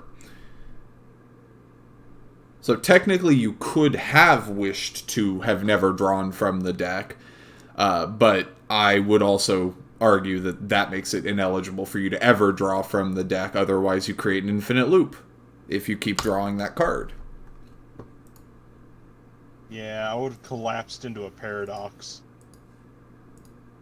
Honestly, the most Theseus way out. I mean, he found the most Theseus way out of the problem. He technically benefited in the end.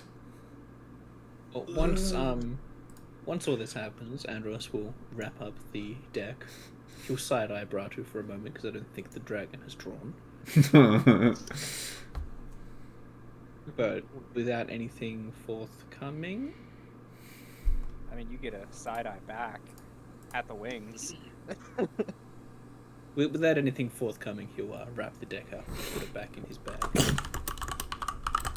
I Say do what? have one thing I'd like to do real quick, if I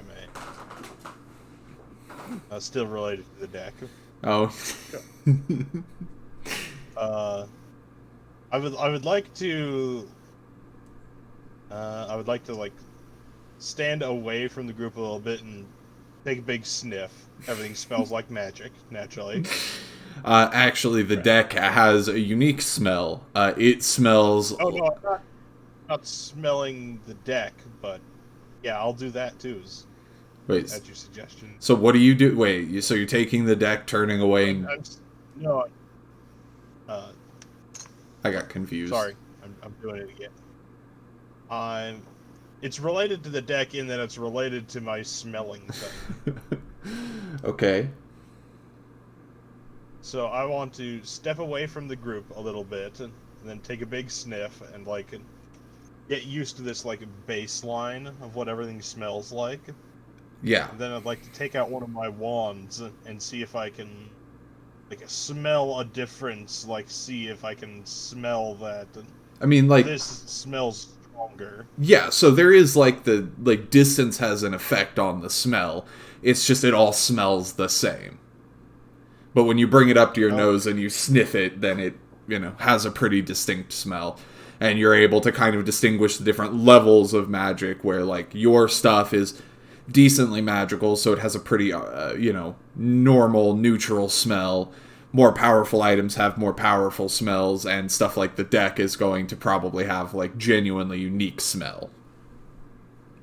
It's like BO. You can tell proximity and strength, but nothing else. Except for those few people that have that particularly ranked combination of Axe body spray and BO. I made a joke. Oh, can I smell wizards? You can only smell magic items. Okay. You cannot smell That's fair. magic. That's my aura. Smelling wizards become kind of counterproductive. He smell himself all the time. He would never know the difference. Yeah. Sniff, there's a wizard around. Yes, Theseus, you're right there. Yeah, so I will wrap the deck back up and put it snugly back in my backpack, Alright. making sure the bug doesn't see it, because who knows what would happen. I remember that being a worry. What if the bug takes a card? I think they have to be able to Cards comprehend it, into and I don't think the bug's int is that high. Maybe. We're just knows? wandering around the world, and then the foreign trader just shows up in front of us. So once all that has resolved, and Theseus appears to be mostly unchanged, carry on and say, so when should we leave for this town? Well, first, I think we all might be a little curious about those on your back, Andros. And he'll extend one wing and point out, like, what this?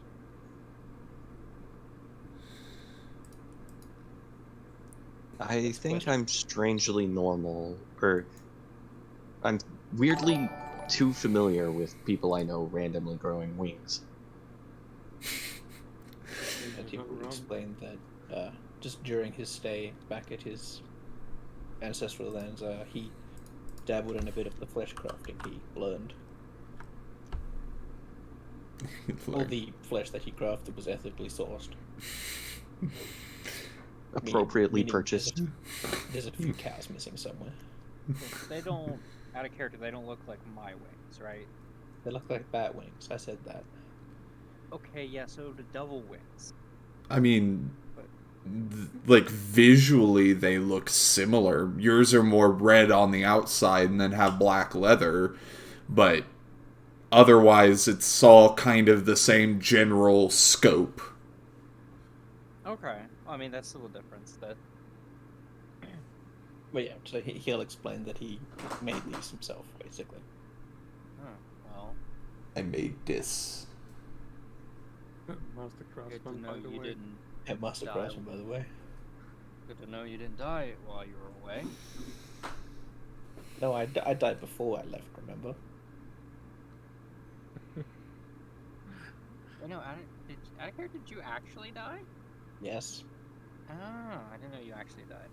I forgot that. I don't know how I'm going to fulfill the contract I'm now tied into, but hey, we'll burn that bridge when we get to it. Okay, fair enough, then Brock wouldn't say that.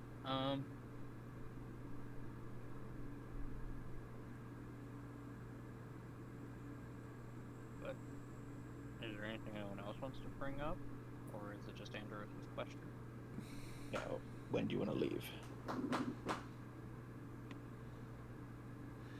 mean, you know that from the sounds of the rumor, it doesn't sound like a massively urgent issue. Plus, you know that there's about to be a festival here in a couple of days. So, whether or not that influences your decision.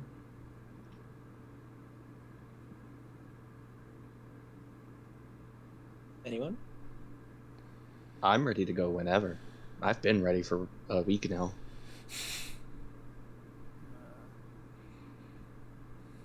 I don't think I'm gonna advance my research anymore here, so I'm ready to go. Roger would say,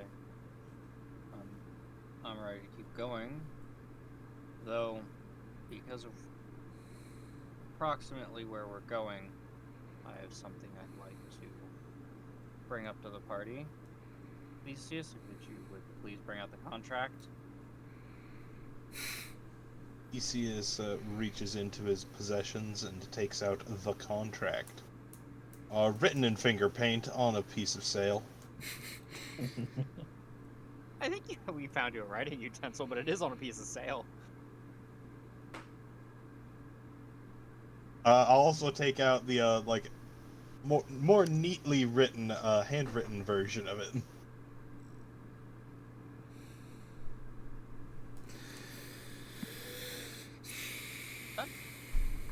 Well, I thought, do you have Bratu's copy and your copy, or do you just have... I don't think I have your copy. Then why do you have two copies? Did you just make a second one randomly? One is neat I and one mean- is messy. Yeah. One of them's I- written on a torn up piece of a sail. Yeah, I thought that was the one Bratu and the Resolve made happen. And then we took it to you. True, but like a more compact version is useful as well. One that isn't written in like finger paint. Okay, no, just out of character, I wasn't sure what happened there. That's fine. But yeah, Bratu would say, well, and first he would turn to Hawk. Say, well, two of you, well, I guess all of you actually, because Theseus helped pen that. No, I've died before. And I ended up in a deal that ended up with these. He flexes his, devil wings a little bit. Well, there's supposed to be an item of some kind, rather powerful, in the approximate area of, it seems like this town is in.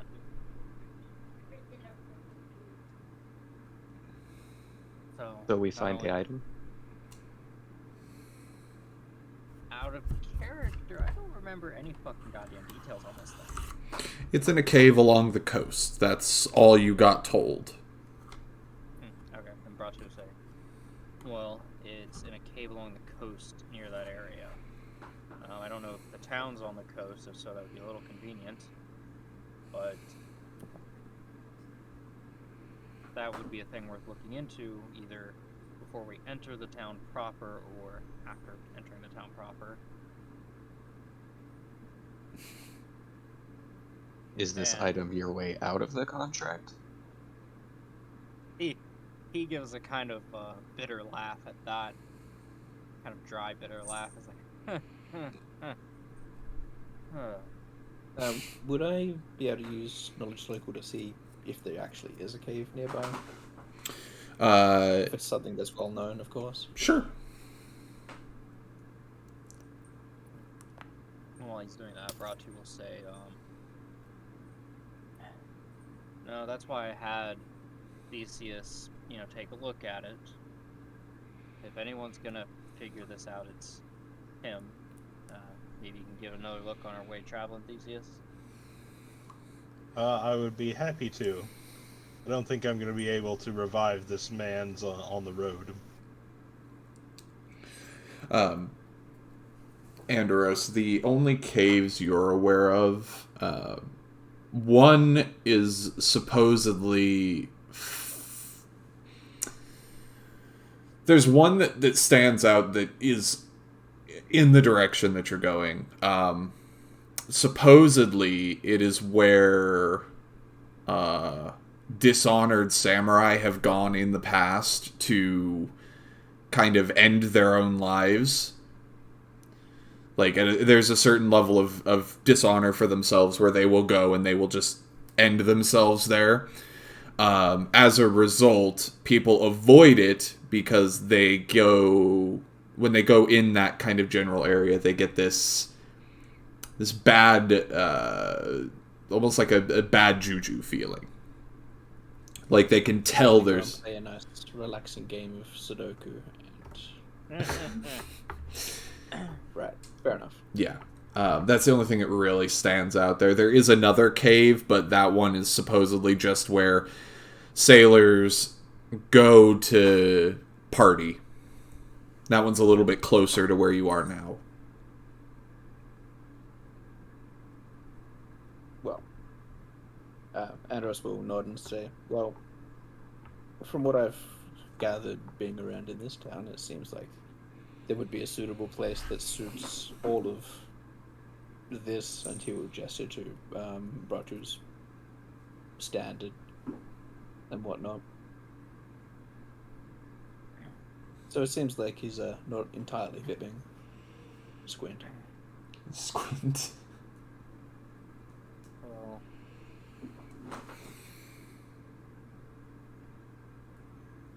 obviously, since we have some magic users, it'll be a good idea to check. Especially if a weapon is in such a place.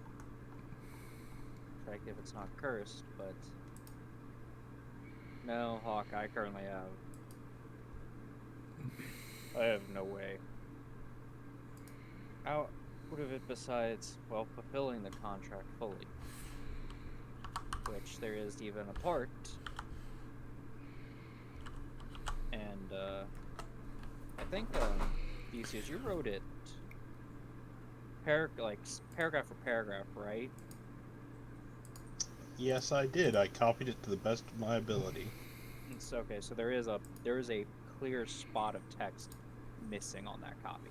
And Bratu will point it out. Be like, that's what has me worried. I'll make an effort to understand it, given that I wasn't around for the initial... Ah, fuck, I haven't put in my languages. Shit. Good job. Well, this is... I had a you collection, and translate? now I don't remember. I'm trying to remember if Theseus... I think that section goes a bit beyond just being able to translate it, because I think Yeah, we like, used comprehend languages on it, and it just kind of just slid off of our brains. Yeah, and Oh, like I more suggesting- couldn't visibly see it. I remember on the contract. I was more suggesting because I have had contact with lovely things based in the Inferno, so... Oh, you mean taking a look at the contract as a whole? Pretty much. I'm pretty sure Odric was a devil, not a demon, right? Correct. So, am I allowed to have a look at the contract as a whole and see if I can peep? I'd allow it. DM? That's yes from both people. Oh, yeah. Then, sorry. So the parts of the contract that are missing, or that are not translated, like looking at it, it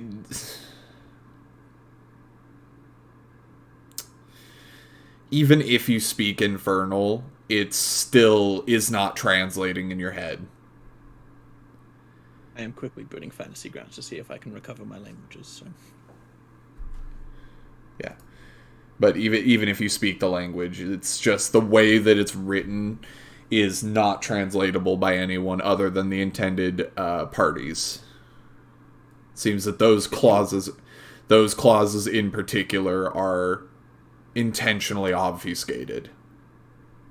He will shake his head and place it back.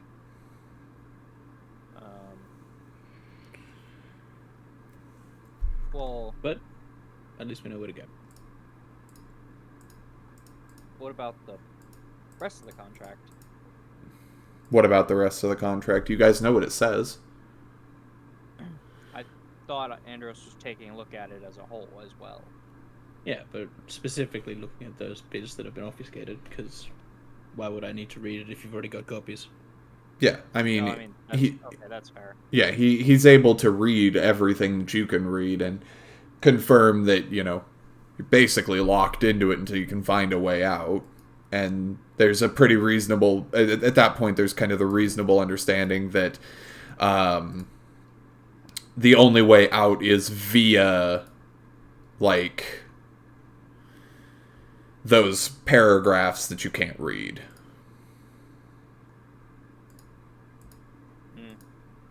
Okay.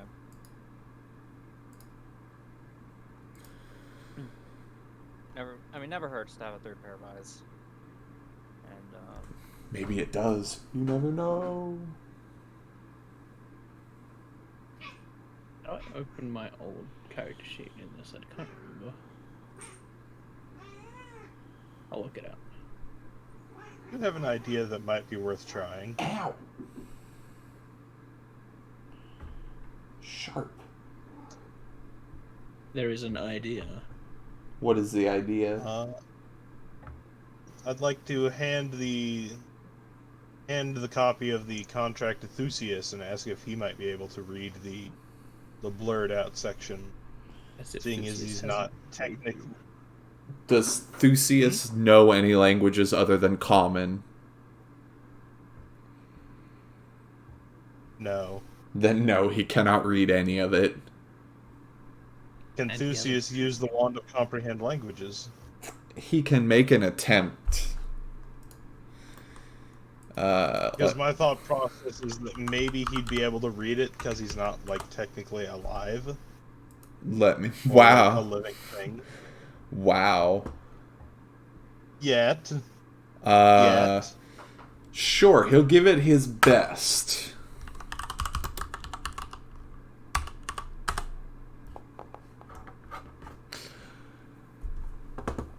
Did he actually?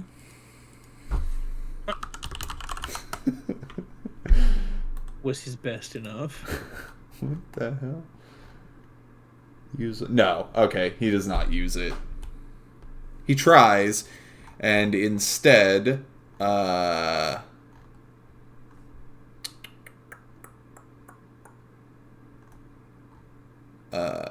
happens? Oh, nothing. Okay. Yeah, so he uses a charge of it to try to use the wand, but nothing happens. Alright.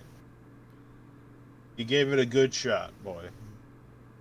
Oh boy, my old man? My old man. My good companion. My fine fellow. I don't think he could even make the check he needs to make. That's a shame. His charisma is too low. Don't worry, Thusius. We'll improve you.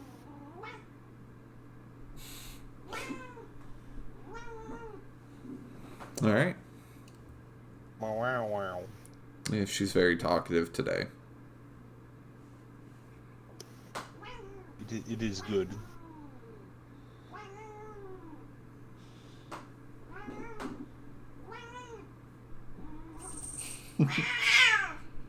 Hey, stop that. Yeah, she's scratching herself a little too hard. It's one of those claws. It's one of her back claws that I haven't gotten yet. Because they're all growing at different speeds.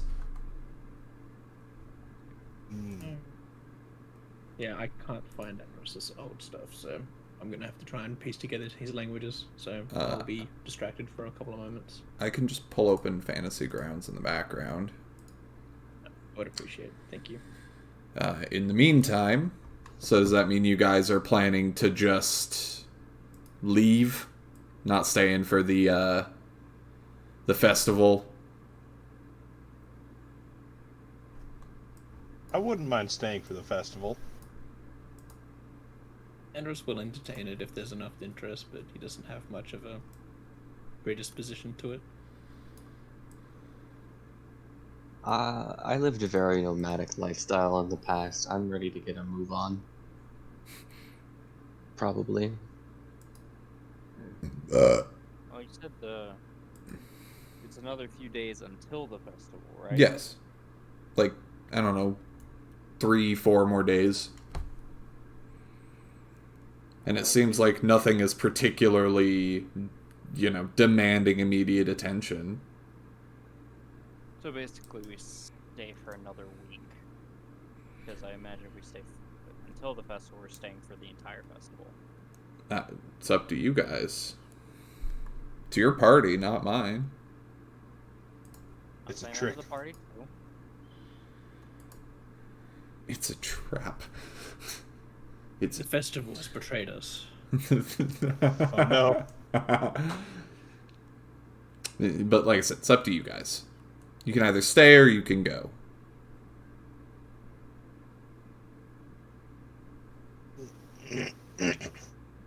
Well, I am going off popular opinion, so if enough people want to stay, we'll stay.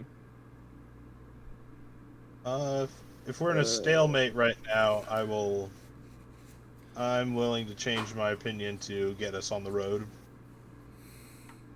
I think Bratu just hasn't decided yet. Yeah.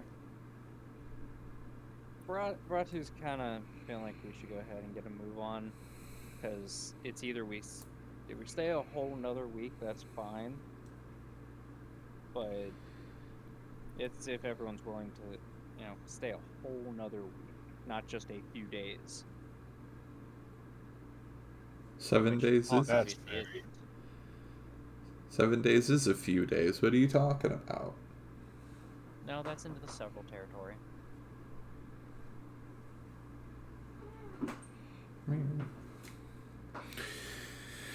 Okay, well, since it sounds like you guys want to get going, Yes. I'm waiting on something Yes. to load at the moment. Maple. Yes. Fill me in on where you think you'd be, like what you think you're up to right now. Or in general over the last, I don't know, like 2 or 3 months. Oh, fuck. That's a long one. Well, like, given Mabel's nature and how she, was into the Underdark like the rest of the party at one point, and how she's technically not supposed to be known to be properly above ground again. Mm-hmm. She'd been trying to mostly keep a low profile, but she's heard the rumors about, the town, and imagine she'd at the very least, give the town itself a look over to see what's going on. Okay. So she'd probably be hanging around the town itself, gathering a bit more information about what's actually going on. Sure. So in doing that, you spend some time around the town, gathering some information. When you are discovered, I guess is the best way to put it, by some of the people who live there. You know, they catch you kind of spying on them from the distance, and that initiates kind of the town sending people to get you to figure out what's going on. Some of the leadership in the town and the tall keep that exists near the town. So before you get found out, kind of what you would discover is there is some truth to the rumors. You do see demons in the town, but they don't seem to be forcing anybody to do anything. The people seem to have moved there of their own volition, and then the demons are just kind of present. They're most present around the tall keep that exists near the back of the town. But you're not able to really follow anyone in there because every time people go near the keep, they just sort of vanish and kind of disappear somewhere else and then reappear every so often. The most notable figures you've been able to spot are there is a human woman who seems to constantly have an entourage of... for you, they're poorly disguised undead. You're able to kind of pick through the disguise pretty easily, see through the illusions put up on them. Additionally, she is constantly in the presence of at least one succubus.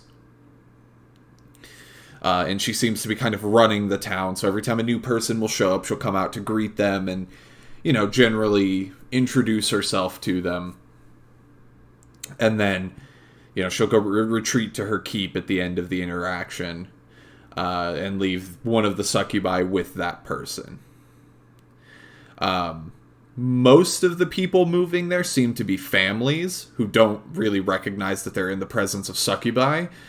So they don't really seem at all bothered. These people just look like people to them. But you're able to, you know, pick through the disguise as well. And so once you're discovered, you obviously have to run. And end up running to one of the nearby towns. You know, going as quick as you can. Getting that head start on them.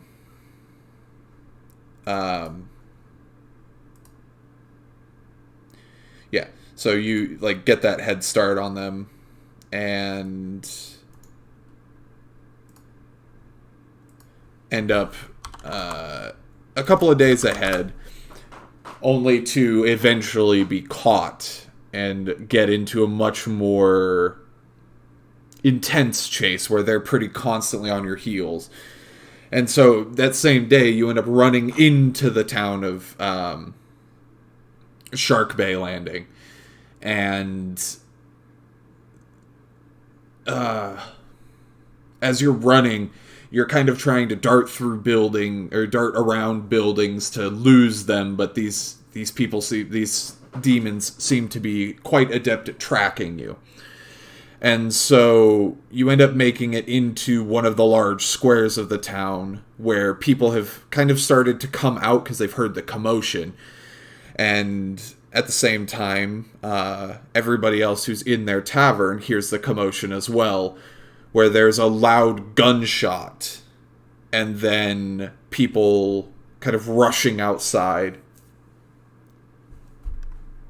And pull up MIP for this. A gunshot, you say? Yes, a gunshot, I say. Someone should have taken Long John's pistol away from him. It's exploded twice already. So I'm going to activate. Not my pistol. So that would put Maple, who doesn't have an actual token yet, there. Everybody else would be kind of... and hers is long. So How am I long? I don't know. I just tried to put Emiko on the map. That's what I wanted to do. Long, long. We cannot see, by the way. Yeah, I'm getting there. Yeah, just making sure. Configure what? There we go. Brought to Andros lighting effects. and Theseus. Yes, so you will hear the commotion outside. And why don't you roll me one shot of your gun's damage? Pull that up. Ratu, where are you hurt? Gun. I will just use Incubus since this doesn't have Succubi for some reason. I think this might be it.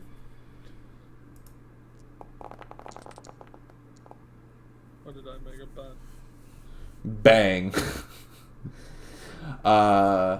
Yes, that's right. So 14 minus any resistance these might have, which I don't think they have anything before. Oh, no, they do. Okay. No, because the weapon counts as cold iron. Yeah, so 14. Did that take the damage? Is it cooperating? Yeah. So you will all hear the loud bang from outside as people start to kind of filter out. At this point, Maple, you're getting pretty close to tired, so running now seems like it might not be much more of an option. And I don't know why. Is it initiative time or?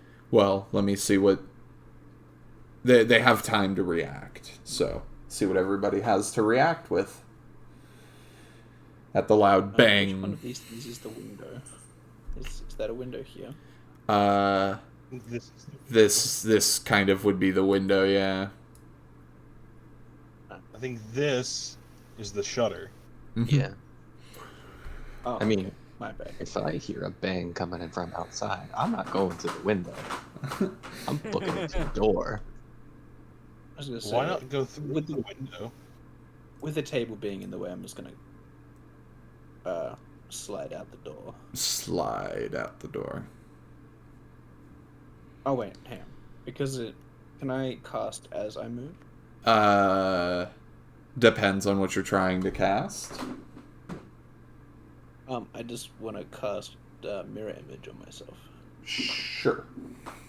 I'm casually strolling, by the way. I'm just like, what is that? What's So that? I will do the cast. Again. 4 images. Cool. And then Theseus and Bratu. I heard a gunshot. Yes. Anything else besides that? Other than the commotion of people starting to build outside, no. And they're all building out through the door. Yeah. Well, the other people have already left, so it's just you guys. In that case, I'm gonna, quickly, basically, grab my stuff and head out. I'm gonna draw my. Since there's a gunshot, that means ranged. It's actually gonna. Draw his bow. And knock an arrow as he flies out the door, specifically. Sure. I'm going to.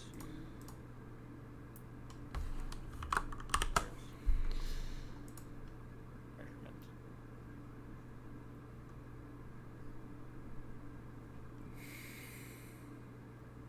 That's that. Oh. 20 feet. God damn it. The effect notes tell you how many images there are. It rolled for me. Yes. I'm mostly wondering why I can't move my token. Because you're on ruler. No, I'm not. I turned off. And you're also it. trying to drag yourself through walls, probably. No, I mean I can't. I couldn't move.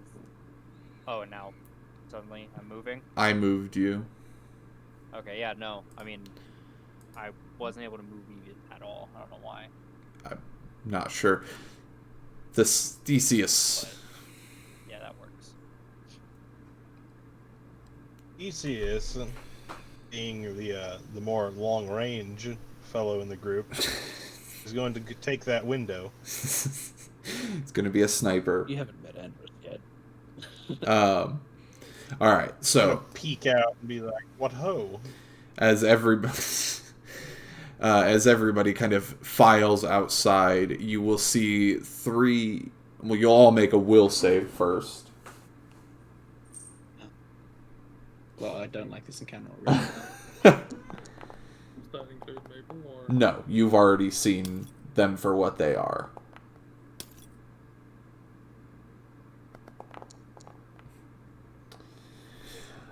Everyone except Bratu will see the three demons, the three incubi, standing across from this person whose gun is still smoking.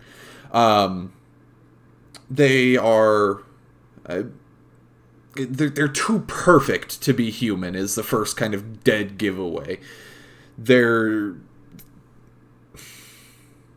look like the kind of person that you would idolize rather than actually know.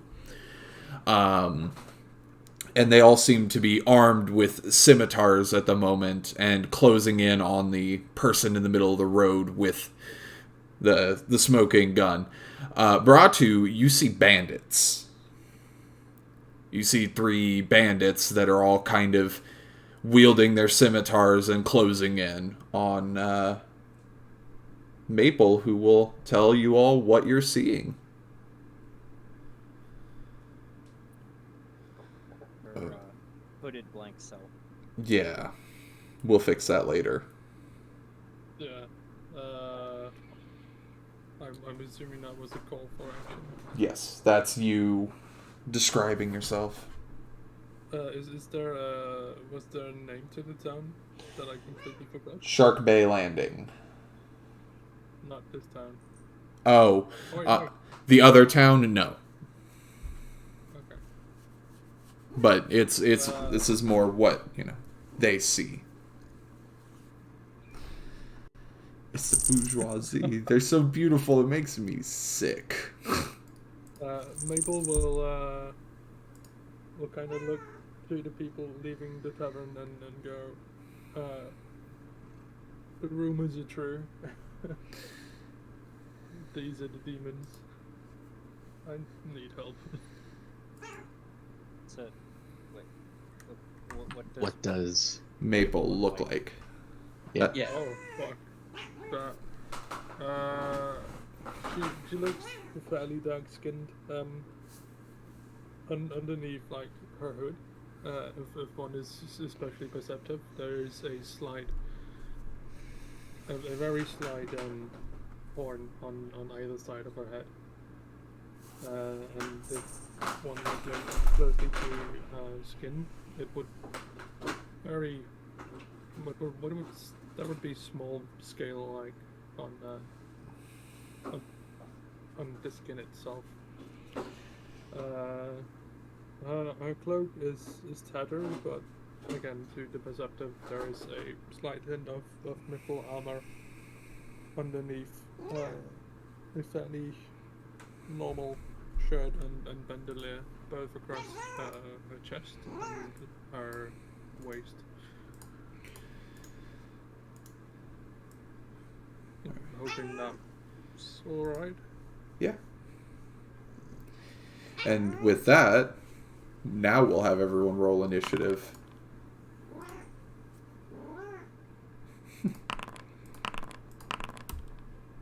Goodness.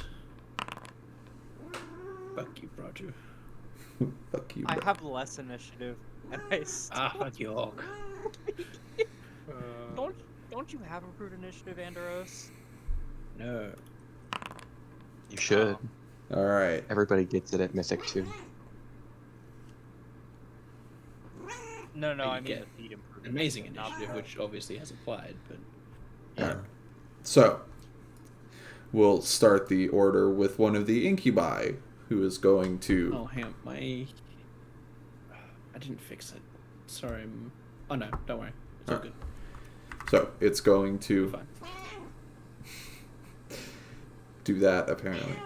The incubus is going to move up and swipe at Maple. Does a 21 hit you? Yeah, it does not. My AC is 23. Alright. So it's going to move up and it's going to take a swipe at you with its scimitar and it's going to go wide. And as a rebuttal to what you've said, it's going to turn to the crowd. She lies! This one was trying to steal from us! And go to Hawk's turn. From the bandits? What? I'm just gonna reply back with, my dude, it's 3 against 1, and you're not winning that fight. 5, 10, 15, 20, 25, 30, 35? Yes. 40, 45, 50, 55. And I'm just gonna keep running back this way. Bye, Hawk. Do they take attack of opportunity? Yes, As I they're skid to a halt, very anime style, and then start my 180. yes, they are all going to take attacks of opportunity. The first one is going to hit, but I don't think it's going to crit. No, it does not. So I think it's just that one that hits. Then, yeah. I will also use a point of mythic. Oh no, they Um, would have more would have missed any. No, never mind. I'm doing it so I get free reactions to punch them back because they're all attacking. Yeah, you get a bunch of free attacks. Yeah, so I'm gonna make my AC was +4 until I think the start of my next turn. It's because it's deadly dodge. Yeah, until the start of my next turn. Whenever a creature misses on melee attacks, it provokes an attack of opportunity. All right, so all but the first one missed. Okay, so the first one only gets 1 punch going his way. And you are going to take 14 points of damage or 11 points of damage from his attack. Alright, I will take 11. I think that there's a better way I can do this actually if I right click. Yes, I can. Thank the G's. Okay, cool, that worked as well. So single attack against that guy. I don't think a 21 hits. It does. Uh, Hey! Not to fucking trim your nails. And then 2 attacks against the next guy. Yep. So, bam. And these are all made at full, by the way. Yeah, they are. 34 and 33. Yep. And then 2 attacks against the next guy. Yeah. That's a couple more hits. And now I take a standard action. Oh my god. I'm going to flying kick. I can leap through the air. Before the attack, I may move a distance equal to my fast movement bonus, which is 30. Oh my god. So 5, 10, 15, 20, 25. And I get to make another standard attack. Okay. It's also a kick. So I think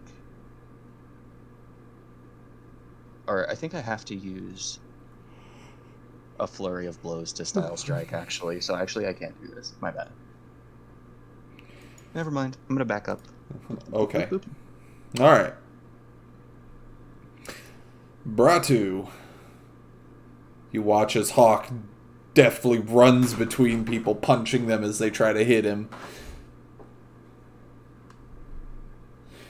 These bandits are swinging their scimitars wildly to try to hit, but are having no effect.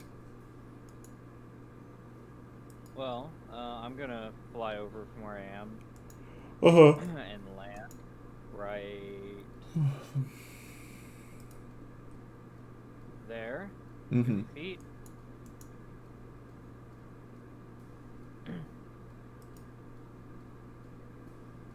And as I'm moving, can I put my bow Yes. back and draw out my buckler?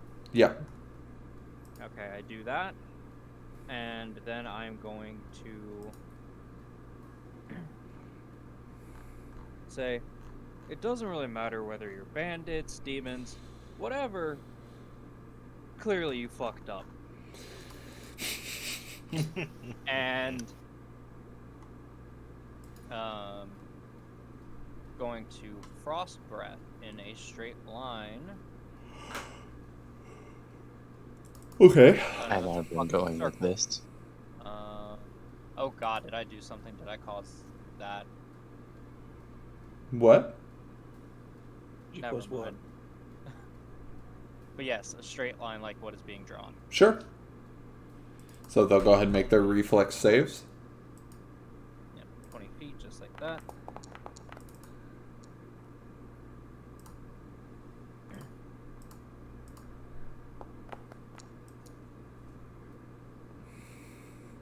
The first one's going to use his lightning reflexes to re-roll.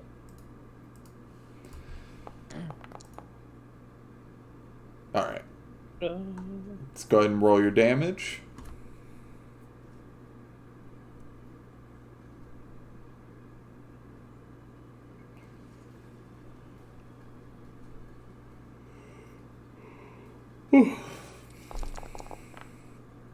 So they're going to take no damage as their energy absorption kicks in just enough to keep them warm through the chilling cold. That He sits here and wonders if he'll ever fight anything that cold's worth anything against. All right, Andros. It's me, Frank Walker from Metal Tiles. You won't get that reference, but hey. So, I'm going to stand here and I'm going to target the one closest to the stranger with the gun. All right. And I'm going to spell strike out Gloombind Bolt. Ooh. All right. That's a fortitude save? Well, I need to hit first, so... Oh, okay. And this will be part of a full attack. Right. So there's the spell strike one, which is very happy to be here apparently. And here is the rest of the full attack. The Gloom Blind's gonna crit. What? The spell strike, Oh, right. which Okay, makes the okay, spell so, crit with it. Right. So the first two have gloom blinds attached to them. I will cast the spell now. Just ignore the touch attack. This is just for damage only. Yep. Or not. Or not apparently. What is it? 46. Yeah. So roll So 8d6 for 46 first. 8d6 for the first one. Okay, cool. I will need to fast this properly. Sorry.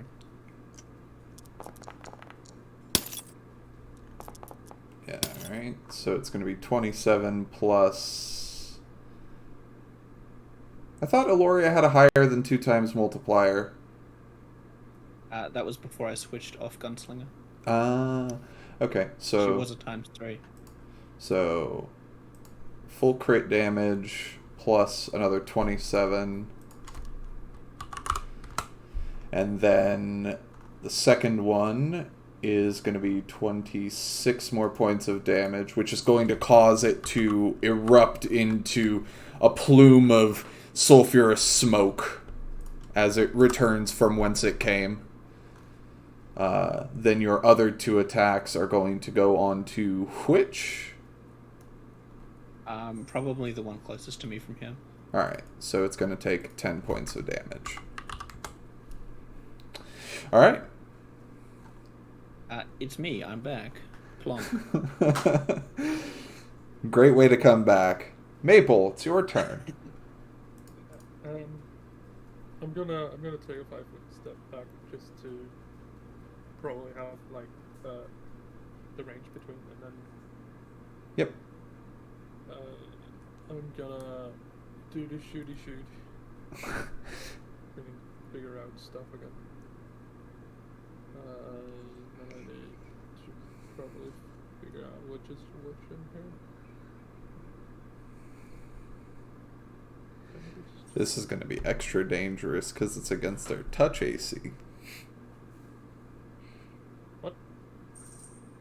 Guns. Close range increment firearms go against touch. Yep. I think it's just is it a single attack or is it a You full attack? qualify for a full attack. You only took a 5-foot stab, If you can reload it in in that time. which you can. Ah. Yeah. Dice. Alright. And I think with this... Let me just confirm something really fast. Yeah. So, first time each round. So it will make one of these.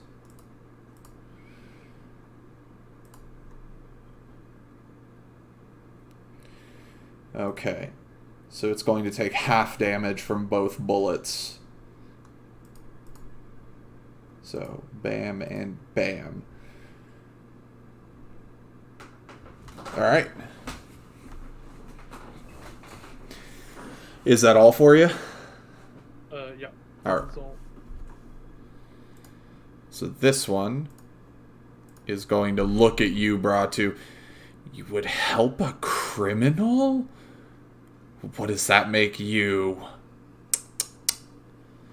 And it's going to move right up next to Maple.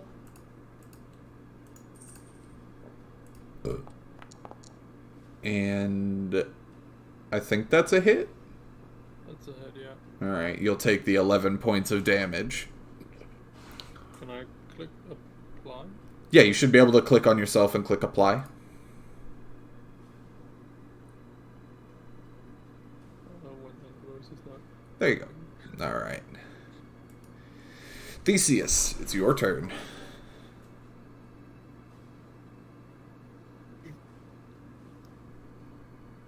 Well, it seems like a bit of a waste at this point if I'm only hitting one of them.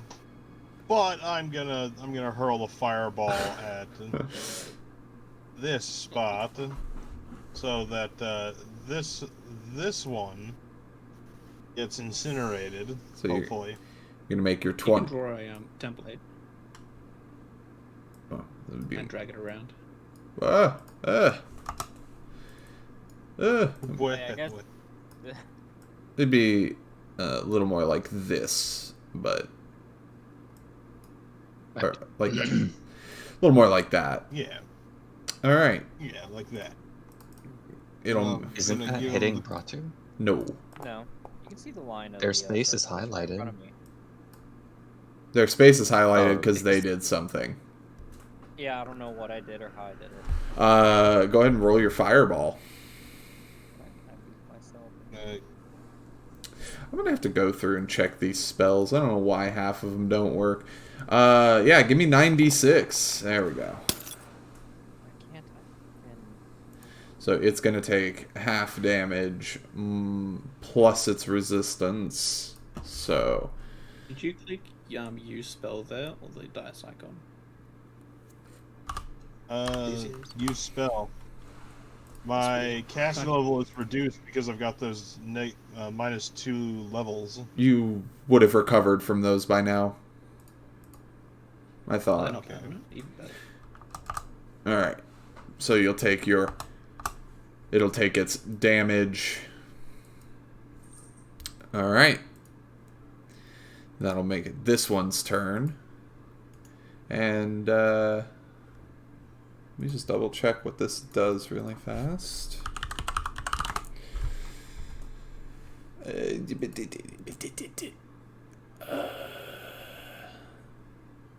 Yeah. It's gonna go ahead and just give you the full round swing. And miss twice, I'm pretty sure. who's Who's that at? You. Oh, definitely. That doesn't even hit me without the shield. Alright. Hawk, it's your turn. Oh, really? I wonder what I plan on doing. Oh, man. 5, 10, 15, 20, 25. This actually is 35 because it's the second time I've moved diagonally. 40, 45, 50, 55, 60, 65. Alright. They're gonna take their swings. Ooh, it had a good one there.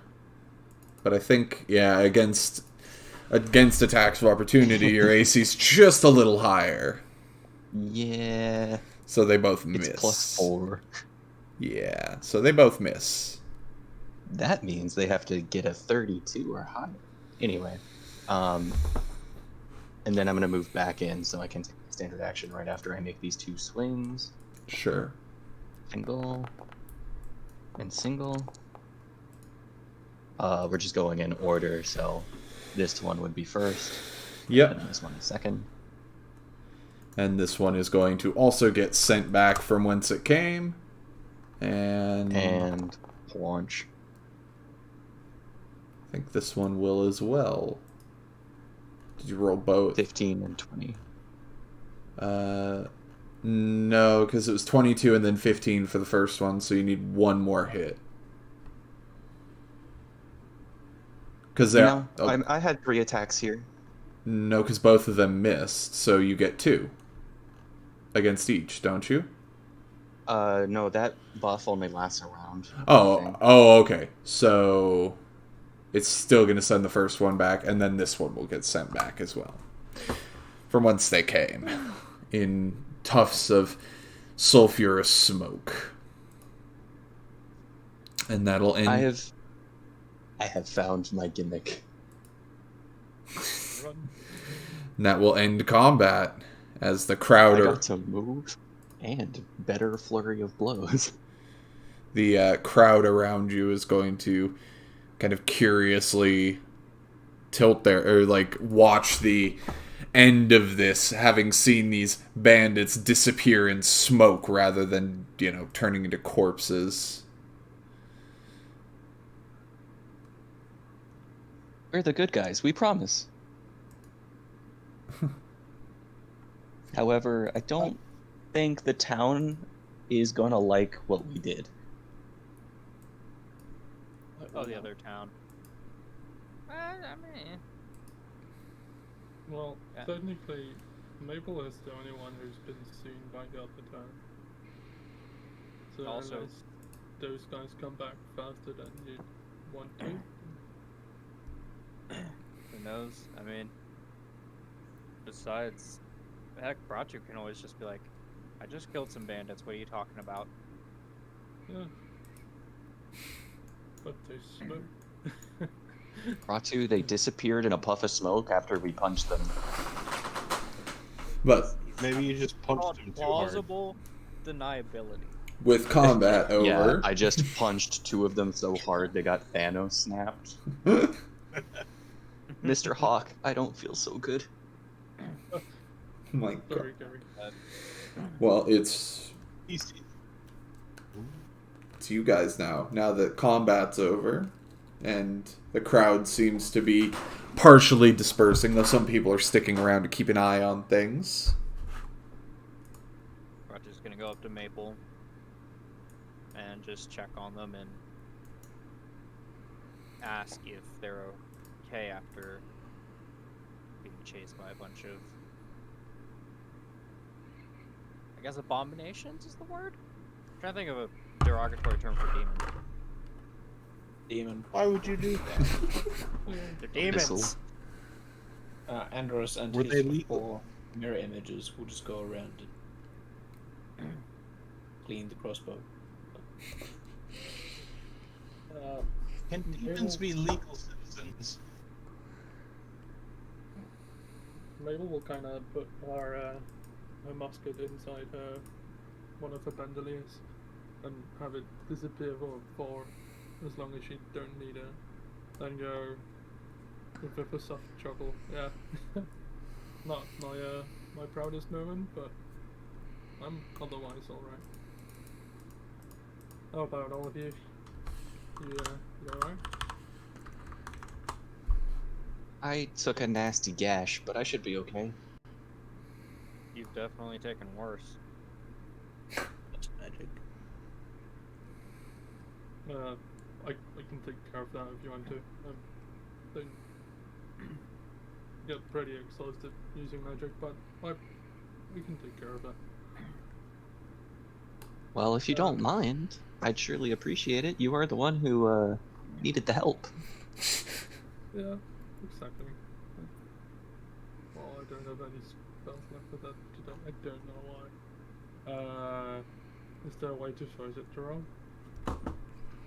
You should be able to just click. What the fuck? What the hell? I don't know. How many second level spells are you supposed to have? Oh, I see. I figured out what the problem is. There you go. What did I do? No, it's not quite right. It currently thinks you're a full caster. There we go. There. Also into account wisdom and whatnot. Yes. It's already taking into account everything. Okay. Well, she is going to expend well, it's not. It is not Emika type heals, but she'll throw in a cure light wounds. Spell fail? Against spell failing. Technically, it shouldn't because it's mithril. Mithril doesn't remove the spell failing. As far as It I just know. lowers it. Hang on. Let me see how much it lowers it. If this is divine casting, like genuine divine casting, it's not subject to arcane spell failing. Oh yeah, you're a divine caster, so Yeah. there we go. What are... Out of character, what are you anyways? I'm a ranger. Oh, then yeah, it's arcane spell failure doesn't matter. Rangers are divine casters? Anyway, Like druids. Yeah, but they get it later on. anyway, Yep.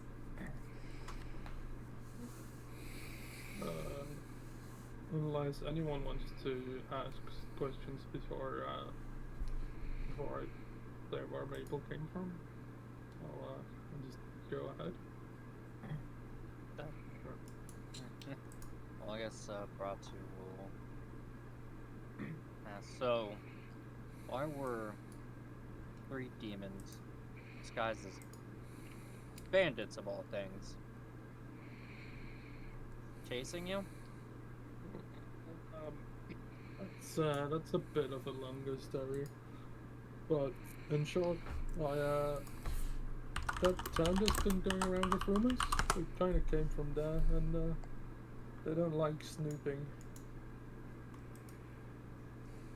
Then they have Sure, something to anyways. hide. Yeah, exactly, and that's like the thing. The whole town is kind of sketchy. Even though people seem to be going there of like their own choices, it's mostly families actually that go there. So it just smells fishy. That's all I can really say.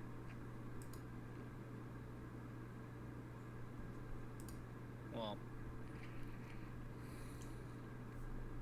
we were thinking of heading that way ourselves soon, but I guess that's a conversation if you want to join us to bring up the whole group, especially since they already seem to recognize you in some manner. I don't mind. I'm generally pretty good at disguising myself, but guess I stumbled a couple of times there. So, but sloppy, you know. But I wouldn't mind coming along back if you guys want me to. All of them are too pretty. We gotta make sure that they go back to hell where they came. That's just because you want to be the They prettiest. they come from the abyss, not from hell. Well, Demons, not devils. And devils would take a lot. A they can lot go of back to the defense. lower planes where they came.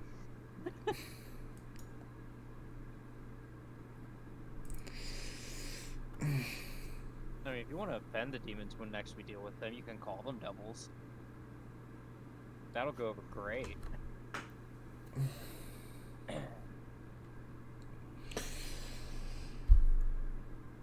But joking aside, Gratu thinks, the group should come together and,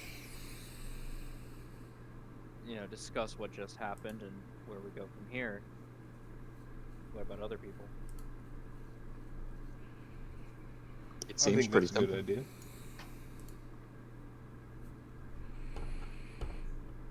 I'm just refuzzing my Gloombound bolt, so sorry if I'm distracted.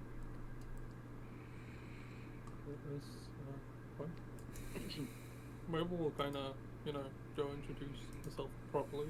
If Mabel, by the way. It's weird meeting you in these circumstances, but otherwise, pretty nice. And thanks for the help. That's what we do. I think. Yeah, normally.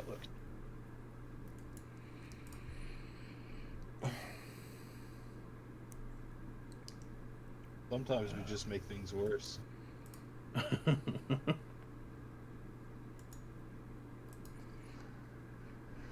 All right.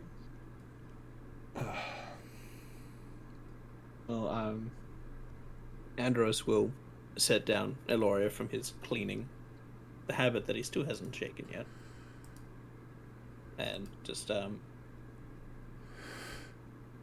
ask if she knows why she was being chased all the way over here, because it's a bit obvious, Well, I don't know why they would chase me all the way instead of just chase me out. But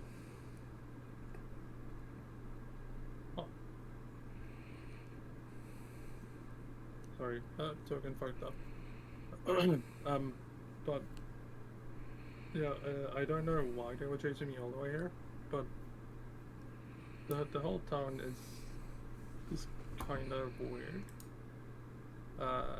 It seems like there's like one leader in general, and she's kind of running around with undead people around her, like other than the succubus's and goodbye around her.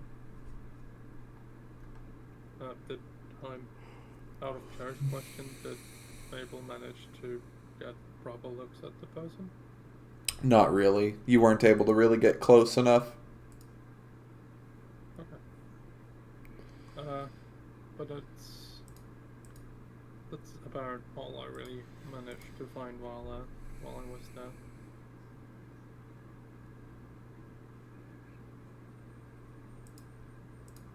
And Andros will nod and look to the other people and see if they wish to add their own questions. It answers part of the best. I would just kind of make a comment and be like, I feel like some of us have certainly, if not all of us, have seen weirder.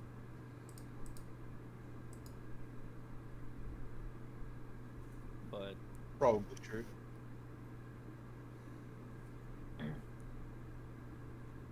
like honestly, it sounds to me, and he'll kind of look to Hawk and Andros. He'll say, maybe it's just me, but doesn't this make you think of that town with the hags down in the Underdark?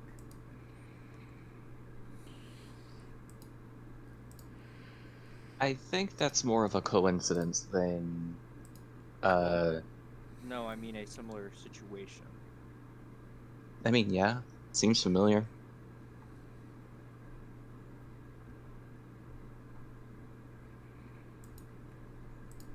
but we can help them the same way we helped that other town with the vampires and the such. We're gonna take out the people who are, I guess, using these incubi and succubi to control the town.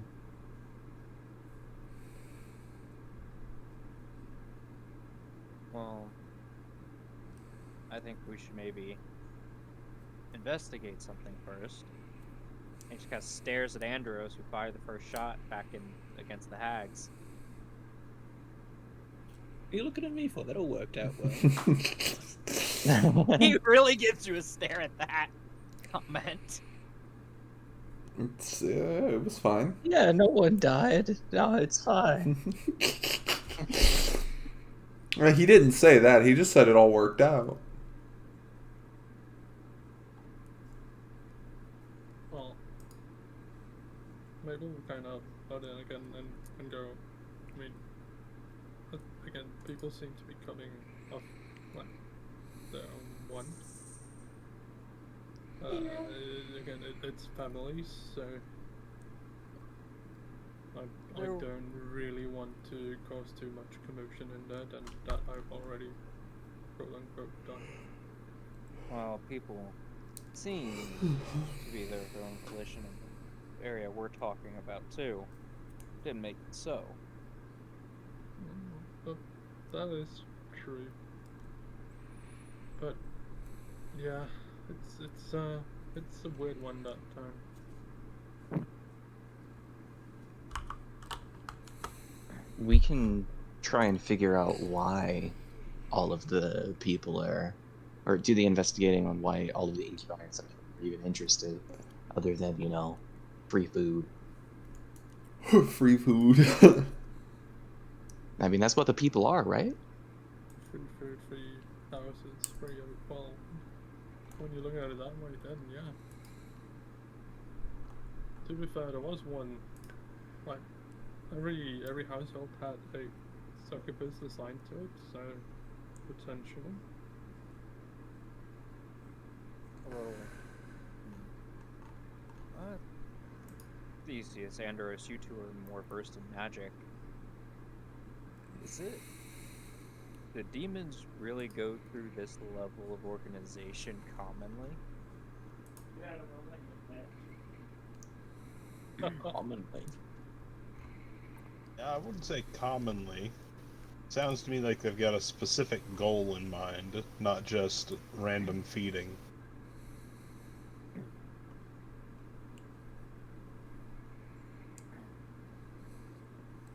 So we're Guys. thinking there's definitely something more to everything they're doing. I've got a plan. Do I tell. act as bait. I attract a succubus or incubus, and then we capture them and question them.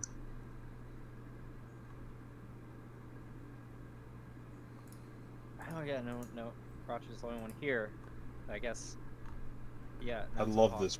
slept with the captain's wife, so Crotch is just gonna make a comment and be like, "Hawk, you just want to sleep with a demon." No? Sweats. Do I have to make a bluff check? Maybe. Are you lying? Maybe. Good question. And- Are you lying, and- Hawk? Andros, I think you got some formula errors. Fuck you. That. I'll roll against it anyways, but I don't think I never Sense roll well motive. enough, so yeah. Yeah, it's sense motive to see if he's lying. Oh fuck. You believe me. No. Wholeheartedly. This is a great plan. You also believe. I don't think it's a good plan. I just am like, oh, okay. He knows better than to sleep with a demon. Oh my. Even if he did sleep with the captain's wife. And her Stop! having. Stop. I know. Shut up. I don't Oh, know it's why it does not it every stopping. time the page refreshes. Hey, oh.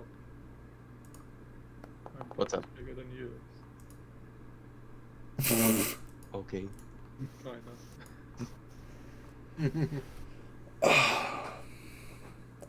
I am all for this plan, Hawk. We will get you in that demon's bed. Say that like it would be difficult given what they are. I'm not the best at talking, actually. And he does this like little nervous finger touching thing. I get nervous. It's okay, my boy. We'll get you there. Oh my god, stop. Unless I'm just snickering it. And Turos' thing popping up repeatedly. I don't know why. Andros clearly has issues with Woundbine Bolt. Though I think for tonight I am starting to hurt again, so I'm going to say this is an okay spot for us to stop for the evening. Yeah, Woo. actually. Sounds good to me. Yeah, I don't think we have anything else to really discuss with Maple. That's what it is. Day actually went pretty smooth. What is anything you adding wanted the to extra discuss? points? No, I'm saying I don't think we have anything else to discuss. That I think we all the characters kind of covered the important information. Oh, we should introduce ourselves. I'm Hawk. You're gonna hear Hi, my Hawk. name a lot. Mostly shouted by that one. I just point over at Andrew. Really?